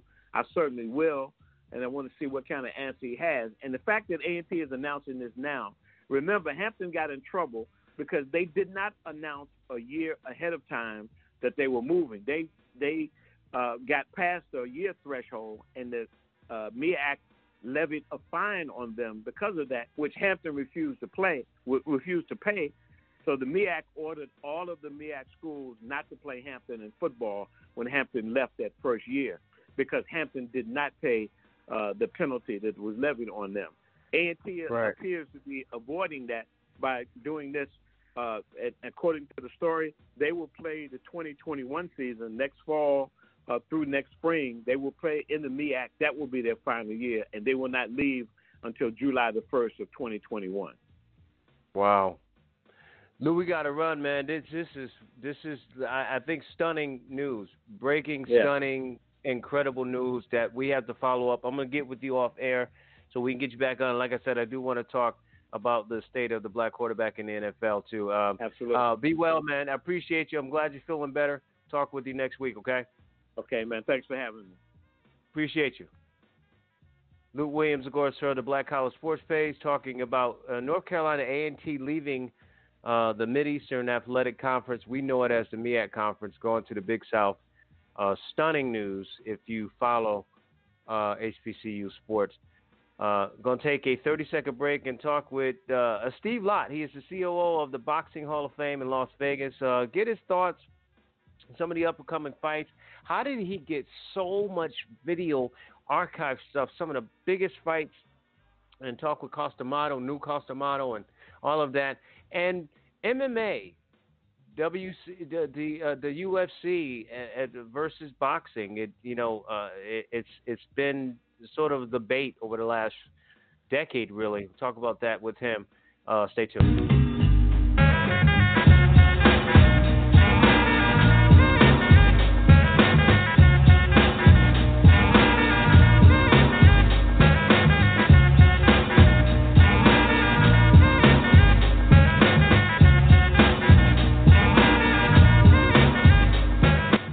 Taste and health. You want both in one cranberry juice? You want Northland. Northland has a kick to it. I like that.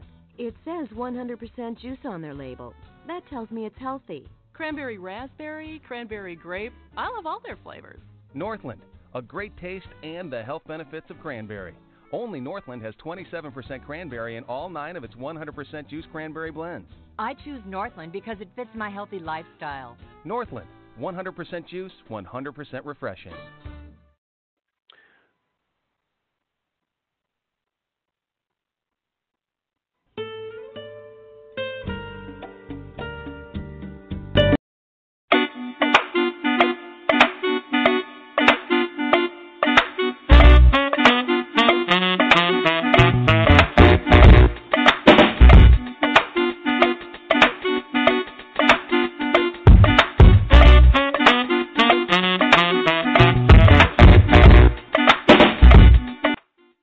Welcome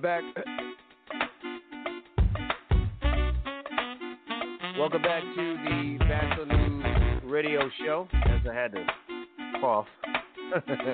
Thanks to Luke Williams of the Black College Sports Page, also Willie J Jones, interim men's basketball coach at North Carolina A&T, and Dr. Wilmer J. Leon III, a talk show host and best-selling author, political scientist here on the show. Go back to the phones and patiently waiting on the line for the first time, and I do apologize to him. He is the COO of the Boxing Hall of Fame in Las Vegas, a city that I love very dearly. He is Steve Lott. And, Steve, I appreciate you coming on, sir. Thanks for your patience, but thanks for coming on.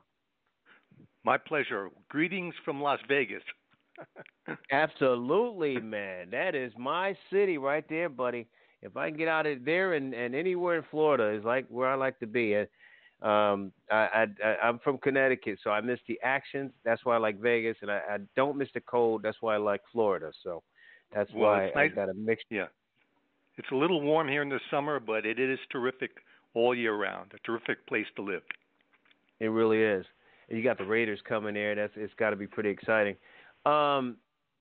So the Boxing Hall of Fame in Las Vegas. I went through your site. I mean, you have not only some great video on Ali and Henry Armstrong and the Tyson Marvis Frazier. I got questions. I don't even call it a 30-second fight. I think he took a dive, in my opinion, but I digress. And even today, I was looking. How you have, I think it was Ali against. I can't think was it Rocky Marciano? I can't remember It was Ali and who was it today in history? Muhammad Ali fought Ernie Terrell. That took place in 1967. That was Ali Terrell. That took place today. A few days ago, we posted a video of a computer fight. That was done in the early 70s when Ali was out of boxing. A gentleman thought it would be pretty cool to have a voting on who would be the best heavyweight champion of all time. It came down to Marciano and Rocky Marciano and Muhammad Ali, and they actually had them in the ring together, even though Marciano had a little toupee on and was a little overweight. They had them go through the actions and actually filmed them. They didn't really throw a lot of punches or heavy shots, and they filmed two endings, one with Ali winning and one with Marciano winning, and it was pretty cool. Yeah, that was really cool. I looked at it earlier. I couldn't. I was sure it was Marciano and Ali, but that's the way that you can do things with video now is amazing. But talk specifically, and I like your Hall of Fame. I'm not just saying it, but specifically to your Hall of Fame and to the boxing Hall of Fames or some of these other boxing enthusiasts. We used to have Bert Sugar all the time, and Bert Sugar would have all these stories. Oh my God, he knew everybody and everything. But talk about the differences between yours and others.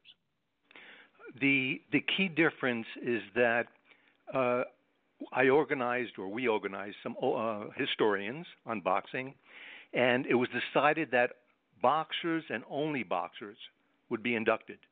No promoters, no managers, no cornermen, no trainers, because realistically, without the fighter, none of those would exist whatsoever. And that's a great point. Some of the promoters or managers or trainers, their personalities or their character is really suspect. And I didn't want, or the historians didn't really want, Joe Louis associated in the same era, the same type of category as one of these other people, a Jack Dempsey, a Ray Robinson. It was a little embarrassing. It was, to me especially, and the others agreed that it should be boxers and boxers only. So so if you have a custom model up there, it's more of a picture thing, not about him being in a Hall of Fame per se. That's correct. There's nothing that we don't put on Facebook. I'll put on anything that is exciting for the audience, that the audience likes, whether he's a champion or it belongs in the Hall of Fame or not. But that's different than the inductions that are done in the Hall of Fame. The Facebook channel, I want to entertain the audience. I want to remind them of fighters like Ike Williams or Bo Jack or Henry Armstrong, Jack Dempsey. Those are the fighters, of course, that are in the Hall of Fame. But there are others, Rocky Grazianos and Jake LaMotta's, that may not be in the Hall of Fame, but were sensational fighters. And I want to keep younger people in the mood to understand that these fighters existed. Because in many sports, the younger people don't really remember the basketball players or baseball players that came before. I want to keep people remembering who came before. If you're just joining us here on the Batchelor News Radio Show, we're talking with Steve Lott, COO of the Boxing Hall of Fame in Las Vegas. And Steve, two quick questions for you. First, are you a boxing enthusiast? Is that how you got it started? Did you solely get it started? And then the second question is, all Hall of Fames have criteria. And certainly, when we talk about other sports on this broadcast, I always ask the people when someone gets in, like Derek Jeter got into baseball, or Kobe Bryant would have been first ballot or whatever, got arrested. So, are they the best boxer of the era? Is it the body of work? Is it the championships? What's your criteria to get those boxers into the Boxing Hall of Fame in Las Vegas? Well, that's a great question. What we did originally about 8 years ago, there are 20 historians that we have on our panel, and we put together a list of about 120 fighters. Each person had their own list of fighters that they thought should be in the Hall of Fame. And the list was compiled. It's very, very few fighters that are inducted each year, perhaps one. The criteria is the list is shown to everyone in the panel, and they pick 20 people each year. Those 20 are compiled, and if one of the fighters gets at least 75% of the votes, they're inducted. It's very tough because some of these historians, the fighters they talk about, I have to look up myself. They're talking about fighters from the 1890s and 1900s. So it's very tough. Only one or two fighters a year are inducted. So it's very tough. That's the criteria for the Hall of Fame. My induction. Real quick though, because I just want to be, just want to make sure I'm clear. So the panel comes together and it's 75% of the vote, but it's not based on how many titles they won, if they, longevity. Gale Sears played football for 8 years. That's short for it might have been 6 if I'm not even mistaken, but he was spectacular. He just was phenomenal. He had that eye test, right? So is it an eye test? I mean, is there any specifics that go into why they vote for him or don't vote for him based on the criteria? Is the criteria a unified thing or based on the individuals? It's another great question. Much like Gale Sears, they induct or they want or expect fighters to come in even if they've never won a championship. It depends on their legend, on the fighter's legend. For example, there are fighters who were sensational fighters in the 20s and 30s and 40s that never won a championship, but the panel, being the youngest person on the panel, is probably about 75 years old. And the fighters that they think about that should be honored may not have won a world championship. Most of them have, but some of them in their original lists were just legendary fighters throughout the era that very few boxing people know about. So much like Gale Sears, it's not dependent upon how many fights they had or what championships they had. It's their legend in the history of the sport. That's a great point. And you were going to talk about how you got it started. I didn't mean to interrupt you. Yes, there's a sport called handball. It's like racquetball with your hands. And I was a young handball player. My coach was a man named Jim Jacobs, who owned a company with Bill Caton. It was called Big Fights. They purchased all of the legendary fight films, Ali, Lewis, Dempsey, Marciano Robinson, and their business was licensing the films to television throughout the world. When I finished school, I asked them for a job editing these films. That was in 1973. I knew nothing about boxing. I had never been to a boxing match. I didn't know who the fighters were, but I became enamored with the fighters that I watched on films over and over and over, and began to learn their history for year after year working on the films, and it was very exciting.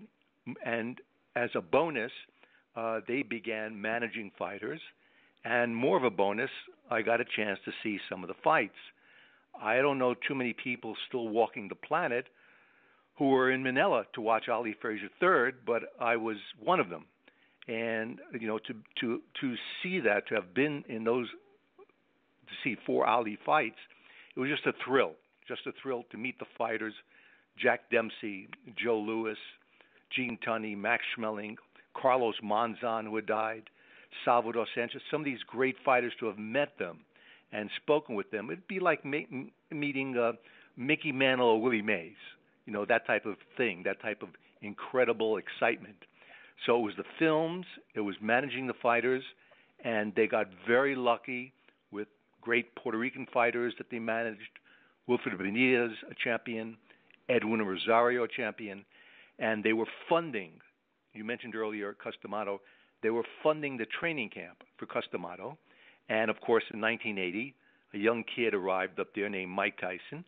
He turned pro in 85, and Cuss had Jim Jacobs and Bill Caton manage him. And Mike and I shared an apartment in New York for about 3 years. I was responsible for Mike 24 hours a day during that time period from 85 to 88. So being with the fighters and the films, it was an incredible time. Wow. Absolutely extraordinary. And I think I just want to make a comment. Folks, if you go to BoxingHallOfFame.com and go to their inductee section, you'll see a lot of people that most people, especially if they're boxing enthused, you'll know the Jack Dempseys, the Ali's, the Edward Charles, But then you'll see someone like, I didn't know Sam Langford from Nova Scotia, or I didn't know where Ray Leonard was from Carolina. So it's an educational thing, it seems, with you guys, because sure, they'll see Joe Louis and Rocky Marciano, but do everybody know Archie Moore and Sandy Sadler or Willie Pep, which is from my home state of Connecticut? I mean, it's really fascinating how you guys made the choices, but even if people don't know who they are, they still can become engaged and find out more about these people. Well, interestingly enough, that's what I happen to admire and adore about the other sports as well. In other words, if I'm talking to a young kid about baseball and I ask them who was the last baseball player that hit 400, they would have no idea. If I talk to a basketball kid and I say, who was the only player to score 100 points in the game, they would have no idea. I'd ask them, do you know who Jimmy Brown was? What team did he play for? They would have no idea. So young people today, our objective, or my objective, is to keep these fighters, like you mentioned, the Sam Langfords, the Joe Walcotts, the Willie Peps, in the public eye as much as possible, because there's so much competition from the other sports, and you mentioned UFC. There's so much competition that it's very difficult for boxing to keep to have a spotlight on these fighters even today, but also especially the fighters from those eras.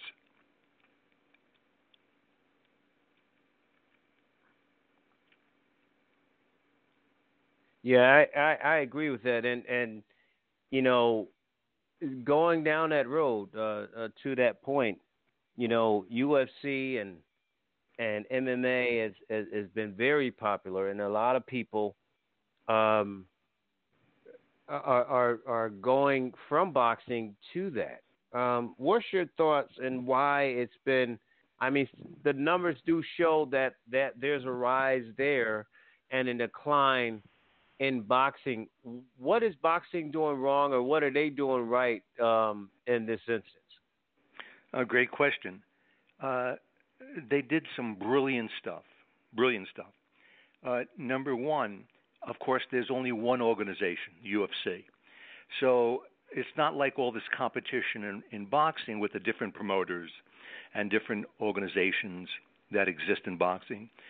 They can focus on just one category, the UFC. Right. That's number one. Number two, they did something brilliant in making the fights short, 4 rounds. The younger audience today has a very short attention span. And Great as point. much as I adore the fighters today, they're tough, they're strong, they have will and skill and athleticism. By the time it gets to round 8 or 9, young people are gone from the screen. But in UFC, 4 rounds, the next bout. 4 rounds, the next bout. Also, point number 3, young people today, the young audience, the reason they gravitate to the UFC, there's blood right away. There's blood. It's like every top 10 motion picture film is science fiction and monsters and aliens and stuff like that. So that's grabbed the public audience tremendously.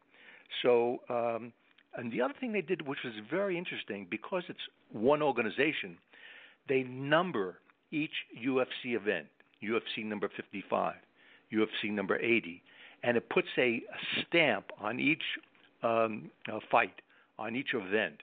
Where in boxing, if you mention, Leonard and Duran, well, gee, when did that happen, and which fight was that, and what year? It gets a little muddied. So they did these 4 brilliant things in shortening the fights, having the blood and guts aspect, and the numbering of the fights. And there's one organization controlling all of it. It was a brilliant idea.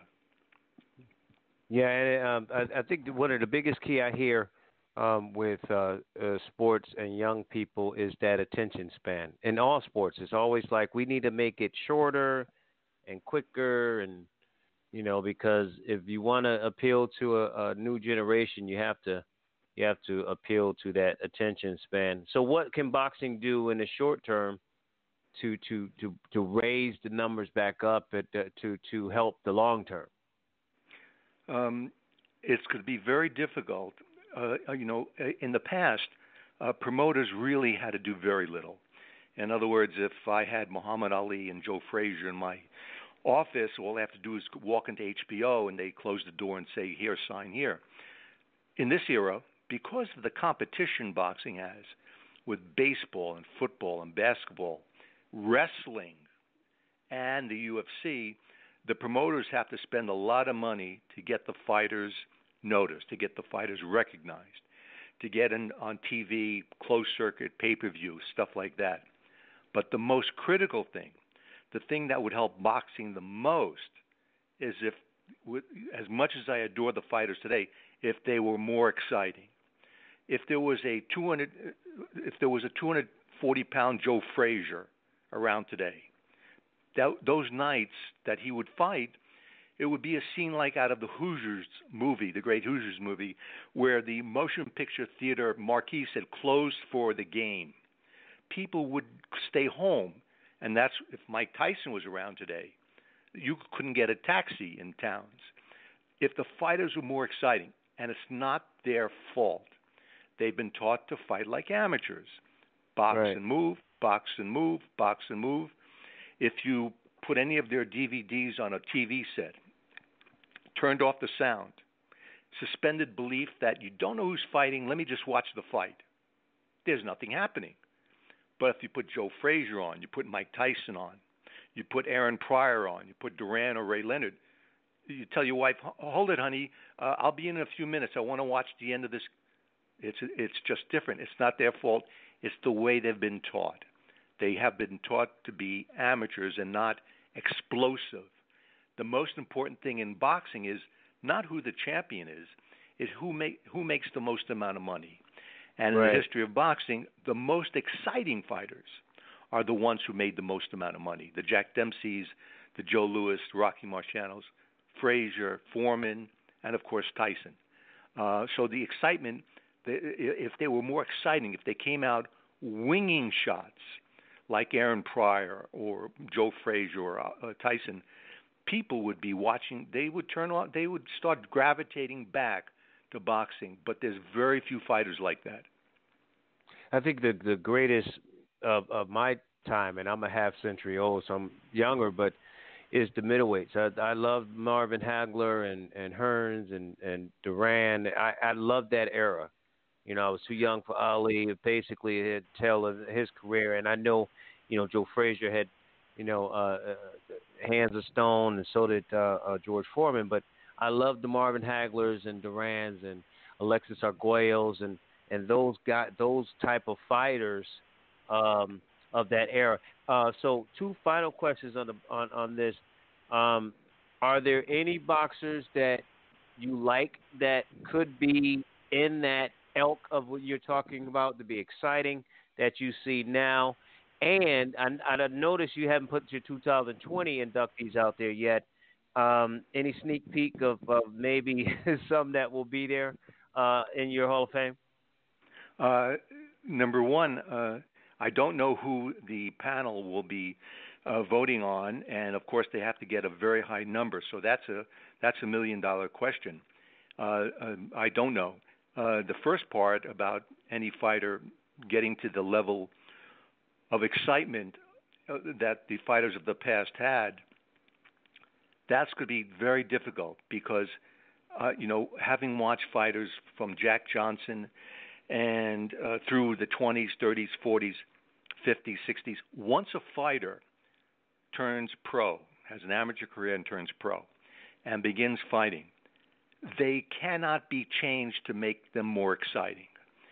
Once they become experienced, they have certain habits, and no matter what they do in the gym, no matter how much you try to change them in their training habits to make them more exciting, once the bell rings for round one, they're going to revert to whatever they did in the past. I've never seen a trainer take a kid who's 10-5 and make him into 20-5. It doesn't happen. I've never seen a trainer take a world champion and have him do more things in the ring than he did before he became the world champion. Well, Muhammad let me Ali. ask you this, Steve. Steve, Sure. let me ask you this. I got an email from someone that said, well, it sounds like you want them just to go out and slug it out and beat their brains out. Is that what exciting is to you? Is the email question to you? Yes. But Okay. 50% of that would take half the audience away from the UFC. All I want is 50% of that. Now, the closest thing that ever came to that, what that email referred to, is Mike Tyson. He's, in my opinion, the most exciting fighter of all time. If there were more fighters like that, it would pull the audience away from. Now, there are, to get to the email point, there are fans out there who want to see the scientific 10 rounds and 12 rounds of the fighters moving around, but that won't draw an audience. That's history. Back then in the 50s and 60s and 80s, like you mentioned, there was really no baseball, football, basketball, UFC competition. So those men, Hagler, Hearns, Duran, Leonard, they stood out. But today, it's different. It's different. Right. In the motion picture theaters, you're not going to get another Titanic film, that had 100 billion people watching. You're going to get Star Wars. You're going to get Avatar. You're going to get all these things that a different audience wants to see. So my objective or my hope would be more people watching boxing. And the only way for that to happen, the mainstream now, not boxing fans. Boxing has boxing fans, but it doesn't draw the mainstream. That's Right. what I mentioned about the Hoosiers and Mike Tyson or Joe Frazier. When they fought, the mainstream, when HBO signed Mike Tyson, the amount of money they gave him, it shocked the boxing. It shocked the mainstream. Promoters couldn't believe it. They thought he was being overpaid. But HBO scored the score of the century because it upped their subscription 30, 40%. It's right. How do you draw the mainstream back to boxing? Now, their fighters today, they're all wonderful. They're all terrific. They try hard, but they're not going to draw the mainstream. The only exception, which has always been the exception, are the heavyweights. That Right. has a bit of a spotlight on it. It's always had that spotlight. And the heavyweights today, they're not. It's not that they're that good. It's just that they're that big. They're that big. Right. If Joe Frazier was 240, you mentioned, and 6'5", he'd still be, if he was alive, he'd still be champion. The guys today, but the heavyweight division has always drawn that focus, that spotlight. So, would I want to see two fighters come out and whack each other? I'll tell you, people would be glued to the TV set. Young people will be drawn back to boxing. That's for sure. Yeah, someone had mentioned NASCAR, to your point of the blood and gut. People like to see accidents. People want to see people crash. People want to see people miserable. That's why reality TV works in a lot of cases. And to your point, another person wrote that it sounds like he's a big fan of quarterbacks staying in the pocket. So I guess they're saying, if you stay in the pocket, you might take a hit, but you stay in the pocket, you take a hit. You want to see that guy, that old Bradshaw with his helmet turned around and not running out of pocket and making a throw, I guess, is what they're alluding to, Steve, with that whole slug it out, that kind of thing. Tell people how they can follow you, how they can get involved, if they can get on an email list, does the public? I know they don't have a final say in Hall of Fame, but is maybe on social media do you pitch it where you say who's your Hall of Fame finalist and you give a list? I know I have a friend that runs the sports media Hall of Fame. And he'll put that out there. Okay, we have, we may have Vince Scully and whoever. Who's your vote? Vote for this particular person. Can they get involved like that? Absolutely. On our Facebook page, Boxing Hall of Fame, Las Vegas. Actually, it's got 630,000 followers right now, Woo. Which is more than it's more than the baseball fame and the football fame combined. Baseball and football Hall of Fames combined. So the popularity is still there, and I don't put on too much, or we don't put on too much of the newer stuff, but it's a lot of the older stuff. And they will see on the Facebook page, Boxing Hall of Fame Las Vegas, the upcoming inductions, who will be in the top 20, and who will be eventually inducted. And it may be possible that, as sad as I would be, that no one will be inducted because it's so stringent. These voters, the panel, is so careful about the fighters they want to put in that it's spread out so much. It's so diverse that they may not get 75%, and they may miss by 1 or 2 votes. But Boxing Hall of Fame Las Vegas Facebook page will have all that stuff on it. Now, see, now you got me intrigued because one of my complaints about the Baseball Hall of Fame is some of the writers and historians may have gotten snubbed by a player. So then when they have a vote, they don't vote the person in because they've had a grudge and an axe to grind. One of the beautiful things about Bert Sugar is he was very open. I mean, he like you was around the fighters and has access to them and would be fair about it. Baseball doesn't get it right to some degree, football as well. So do any of these historians get anal about their choices in a way? No. It's probably because none of the fighters that I can recall had the type of personality that would have offended the panel in any way. There were none of the fighters in the 20s or 30s or 40s. I mean, even Ali, people forget that at one point from 68 to 71, he was the most hated person on the planet because of his stance against Vietnam War. But he made the comeback. Mike Tyson, with the history, has made a comeback, and he's a huge celebrity right now. So, but the fighters from the past, also the fighters prior to the 50s, there was no television. There was no interviews. There was no live stuff. So there was no way to, even out of the ring especially, there was nothing that would be offensive in any way, shape, or form. So to answer your question, none of the people on our panel have any animosity to any of these fighters. And you do have a vote, right? Yes, I have a vote. And, I just want to make sure. Yes, it'll be there's about 30 fighters that have already been inducted, and the next group are still sensational fighters, the Salvador Sanchez type fighters, Lupi Pintor, Carlos Zarate. These are guys that are the fighters that were sensational, and they're not even in yet because the panel is so diverse that they mention and put in names like you mentioned, the Sam Langfords and the Joe Walcotts and the Charlie Burleys, these fighters from the teens and 20s and 30s and 40s that were sensational fighters, but from an initial list of 100 to select 20, that 20 is going to be very diverse. So hopefully there will be 75% for one of the fighters. Well, it's certainly not a Hall of Fame, and boxing is certainly not a sport one would think has any racism in it, because I mean, just your Hall of Fame is a microcosm of the sport that has been predominantly, black and brown people for the most part, right? But I mean, a great Rocky Marciano who tragically was taken away.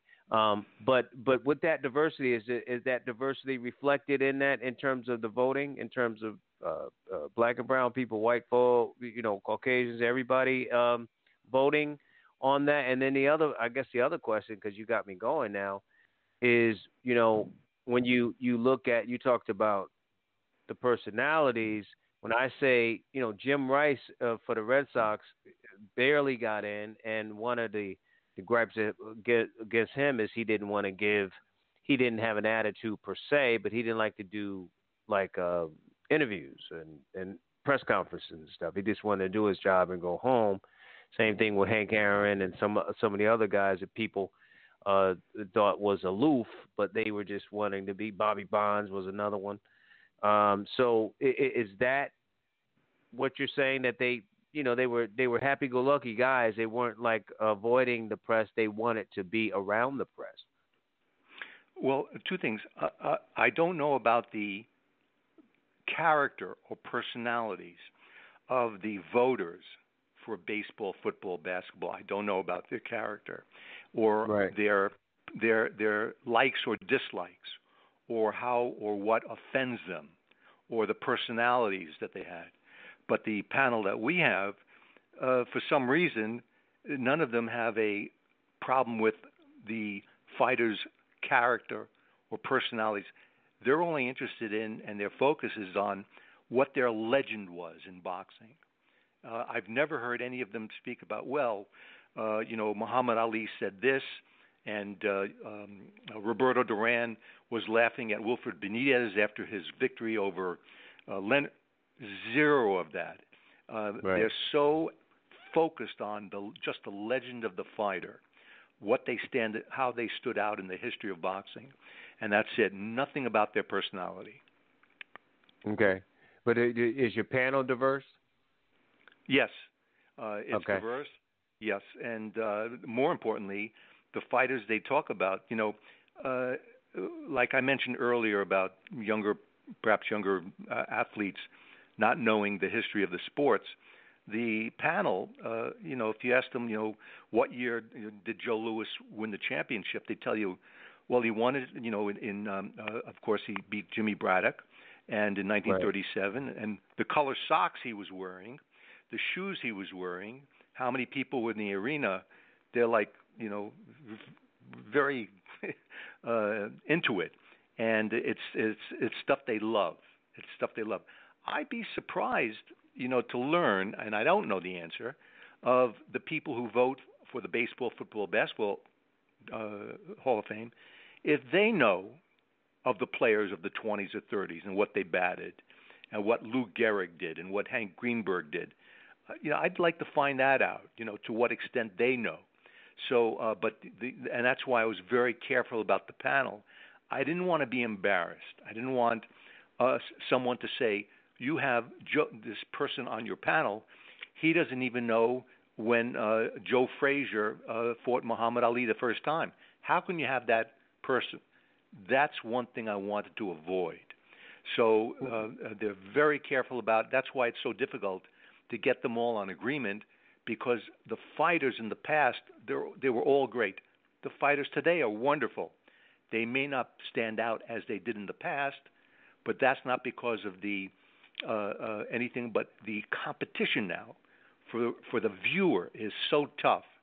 And of course, the fighters that I mentioned and you mentioned in the 80s, Hagler, Hearns, Duran, Sugar Ray, there was no social media back then. If there was social media back then, people would not be on the streets. They'd be home watching TV. So it's a different world. The key is getting the mainstream back to boxing. And that's going to be tough because there are less and less boxing gyms, where there used to be gyms in every city, in every downtown area, in every lower income area. There are fewer and fewer, which means there are less and less fighters. And if there are less and less fighters, it means that very few of that are left over are going to become that good.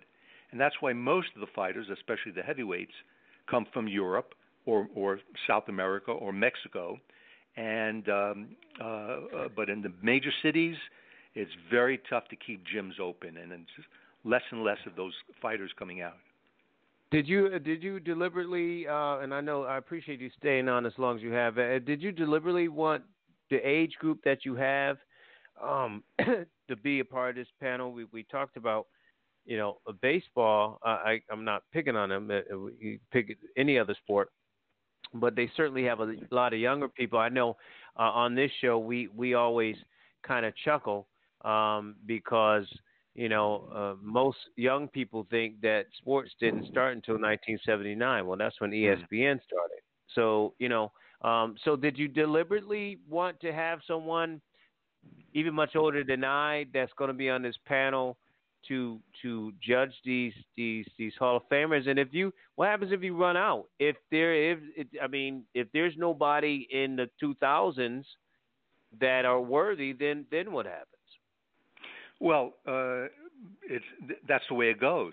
In other words, if the panel cannot agree, then they cannot agree. That's number one. And my expectation is that there will be a fighter that will be inducted, because a couple of fighters last year missed out by one vote. The other part of your question about younger people, when I began this and spoke with other historians, I didn't know anybody. Maybe it's my fault. I didn't know anybody young who knew the history of the sport. And in the last 8 or 10 years since we've been doing this, not one young person in any way, shape, or form has contacted me or any of the people on the panel to say, hey, I'm 20, I'm 25, I'm 30. I'd love to be on your panel to help vote. Not one. Now, I know there are guys out there who are 20 or 25, men or women, who know the history of the sport, but they've never come forward. So I don't know who they would be. I would love to entertain the thought of having them on there. That would be wonderful. But to be perfectly, I don't know if I know the history, but in baseball, football, basketball, I don't know how many people would know who's on their panels. It says journalists. It says writers. It says, well, give me the names of a couple of those people. How they would have no idea. So it's not unusual that we have this type of panel. I don't know what the other sports do with their panels, but I've never reached out to anyone to find out how young they are and their history and what they know about the sport. So it's and I should do that. I think it's a good idea. Just fascinating, man. I could talk to you all night. And it's funny because I told my nephew, yes, the Knicks did win a title before. Yes, the Mets did win in 1969. Yes, sports does exist beyond 1979. And if I live to see 50 this year, I mean it's amazing just on the limited knowledge. I'm not a historian. I would never even try to be in any sport. I like those sports. We deal with those sports that come along. But growing up, honestly, I was a baseball, football, and boxing enthusiast. Those are mine right there. I wanted to be Sugar Ray or I wanted to be Marvin Hagler. If I was thinking about boxing, I wasn't really a big fan of the heavyweights because there wasn't a lot of heavyweights, like you said, that at that time in the 80s growing up and then. But I think the best part, not just the knowledge of the history and the historians like yourself to know the sport, who've been around the boxers and got the stories with the socks, they knew what they were wearing and all that. That is awesome. The best part of it is it's an educational site. You can learn so many. I looked in the last few days and looked at boxers and said, I had no idea. I didn't even know, like I said, certain boxers you had, where they were from. So this is something that young people can learn from, and just the I'm sure the conversations, if they reach out to you, will be fascinating. Give your information again and the website, social media, all that before you go, please. Yes, it's very simple. The key communication device is Facebook, which is Boxing Hall of Fame Las Vegas. There are 6 or 8 posts a day, and anyone listening now can just go to the site, comment on one of the posts, and they'll get a response. And the website is boxinghalloffame.com. And we'll keep current stuff on there as well.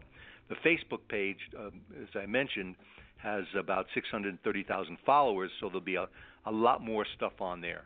And I'm sure it happens in baseball, football, basketball. In boxing, when we post something, for example, who would win between Muhammad Ali and Mike Tyson, for example? And the first couple of comments, well, I think Ali's jab would be better. And then another person would write, well, Mike's punched harder. And then the first person say, yeah, but Ali, and then they go up and back. All of a sudden, the curse words start coming out. Arguments. It's the funniest stuff, I don't know if that happens in, Willie Mays versus Mickey Mantle. I don't know if anyone on any site has ever, the fans do that. But in boxing, boy, do they get emotional. about those fights. Right, and I mean, it's just in that particular case. I mean, Ali with the robodope. I don't know if Tyson could have handled it. He could have pounded, but Ali took some hits from Foreman and Frazier, and those dudes hit like a rock, my understanding. So Tyson, I'm sure, hit really, really hard, but Holyfield took him out. And Ali is far better a fighter than Evander Holyfield. So Mike might have been more powerful or exciting, but I don't think there's any greater fighter. And I've seen a lot now. That's one fighter I've seen a lot on is Ali. That Ali was just so smart, and just the mind games he played. But I just got to have you on again because I'm getting sidetracked. We got to get out of here. Sure. It's great stuff, and you have to promise to come back on. I got to have you on again. Because I got a zillion and one questions, and I had some more emails I didn't even get to. But Steve, I really, really, truly, truly appreciate this. This has been really great. And let's stay in touch so I can get you back on again and touch on some other areas and continue to highlight your Hall of Fame, okay? Terrific. Thank you so much for the time. Yes, sir, Steve. Thank you, sir. Okay. Bye now. All right. Steve Lott is the CEO of Boxing Hall of Fame in Las Vegas. Folks, you got to go to boxinghalloffame.com. Boxinghalloffame.com, their Facebook page. You can leave a comment. Great stuff. Great video. And it is something, if you're a boxing enthusiast, if you've been turned off, if you've been kind of going away from it, this is the nostalgia that kind of gets you back into it. I agree with Steve. You're not going to see those classic boxers anymore, but maybe it gets you back into it. Go to the website, boxinghalloffame.com. Really good stuff by Steve Lott. If you missed any part of our broadcast this evening, please do go to our website. It is the BachelorPadNetwork.com, BachelorPad, P-A-D, Network.com, Bachelor with a T, B-A-T, Network.com, the BachelorPadNetwork.com. We have all of these podcasts, including this podcast, will be up there in a matter of less than 24 hours. It'll be posted. You'll get to listen to it, and I'm going to get that information, that interview to Steve as well. But thank you so for much. Follow us on Facebook at Pad Nation, Pad Nation #2 at Twitter, and we certainly appreciate you coming on this evening to join us. The podcast on our website, podcast on TuneIn.com, iTunes, Spotify, Anchor. We're everywhere. YouTube, Instagram. We're all over the place. Anywhere you can find a podcast, we're there. Enjoy the rest of your evening, wherever you are, and your week. We'll talk with you next time when that is on the Batchelor News Radio Network and the show.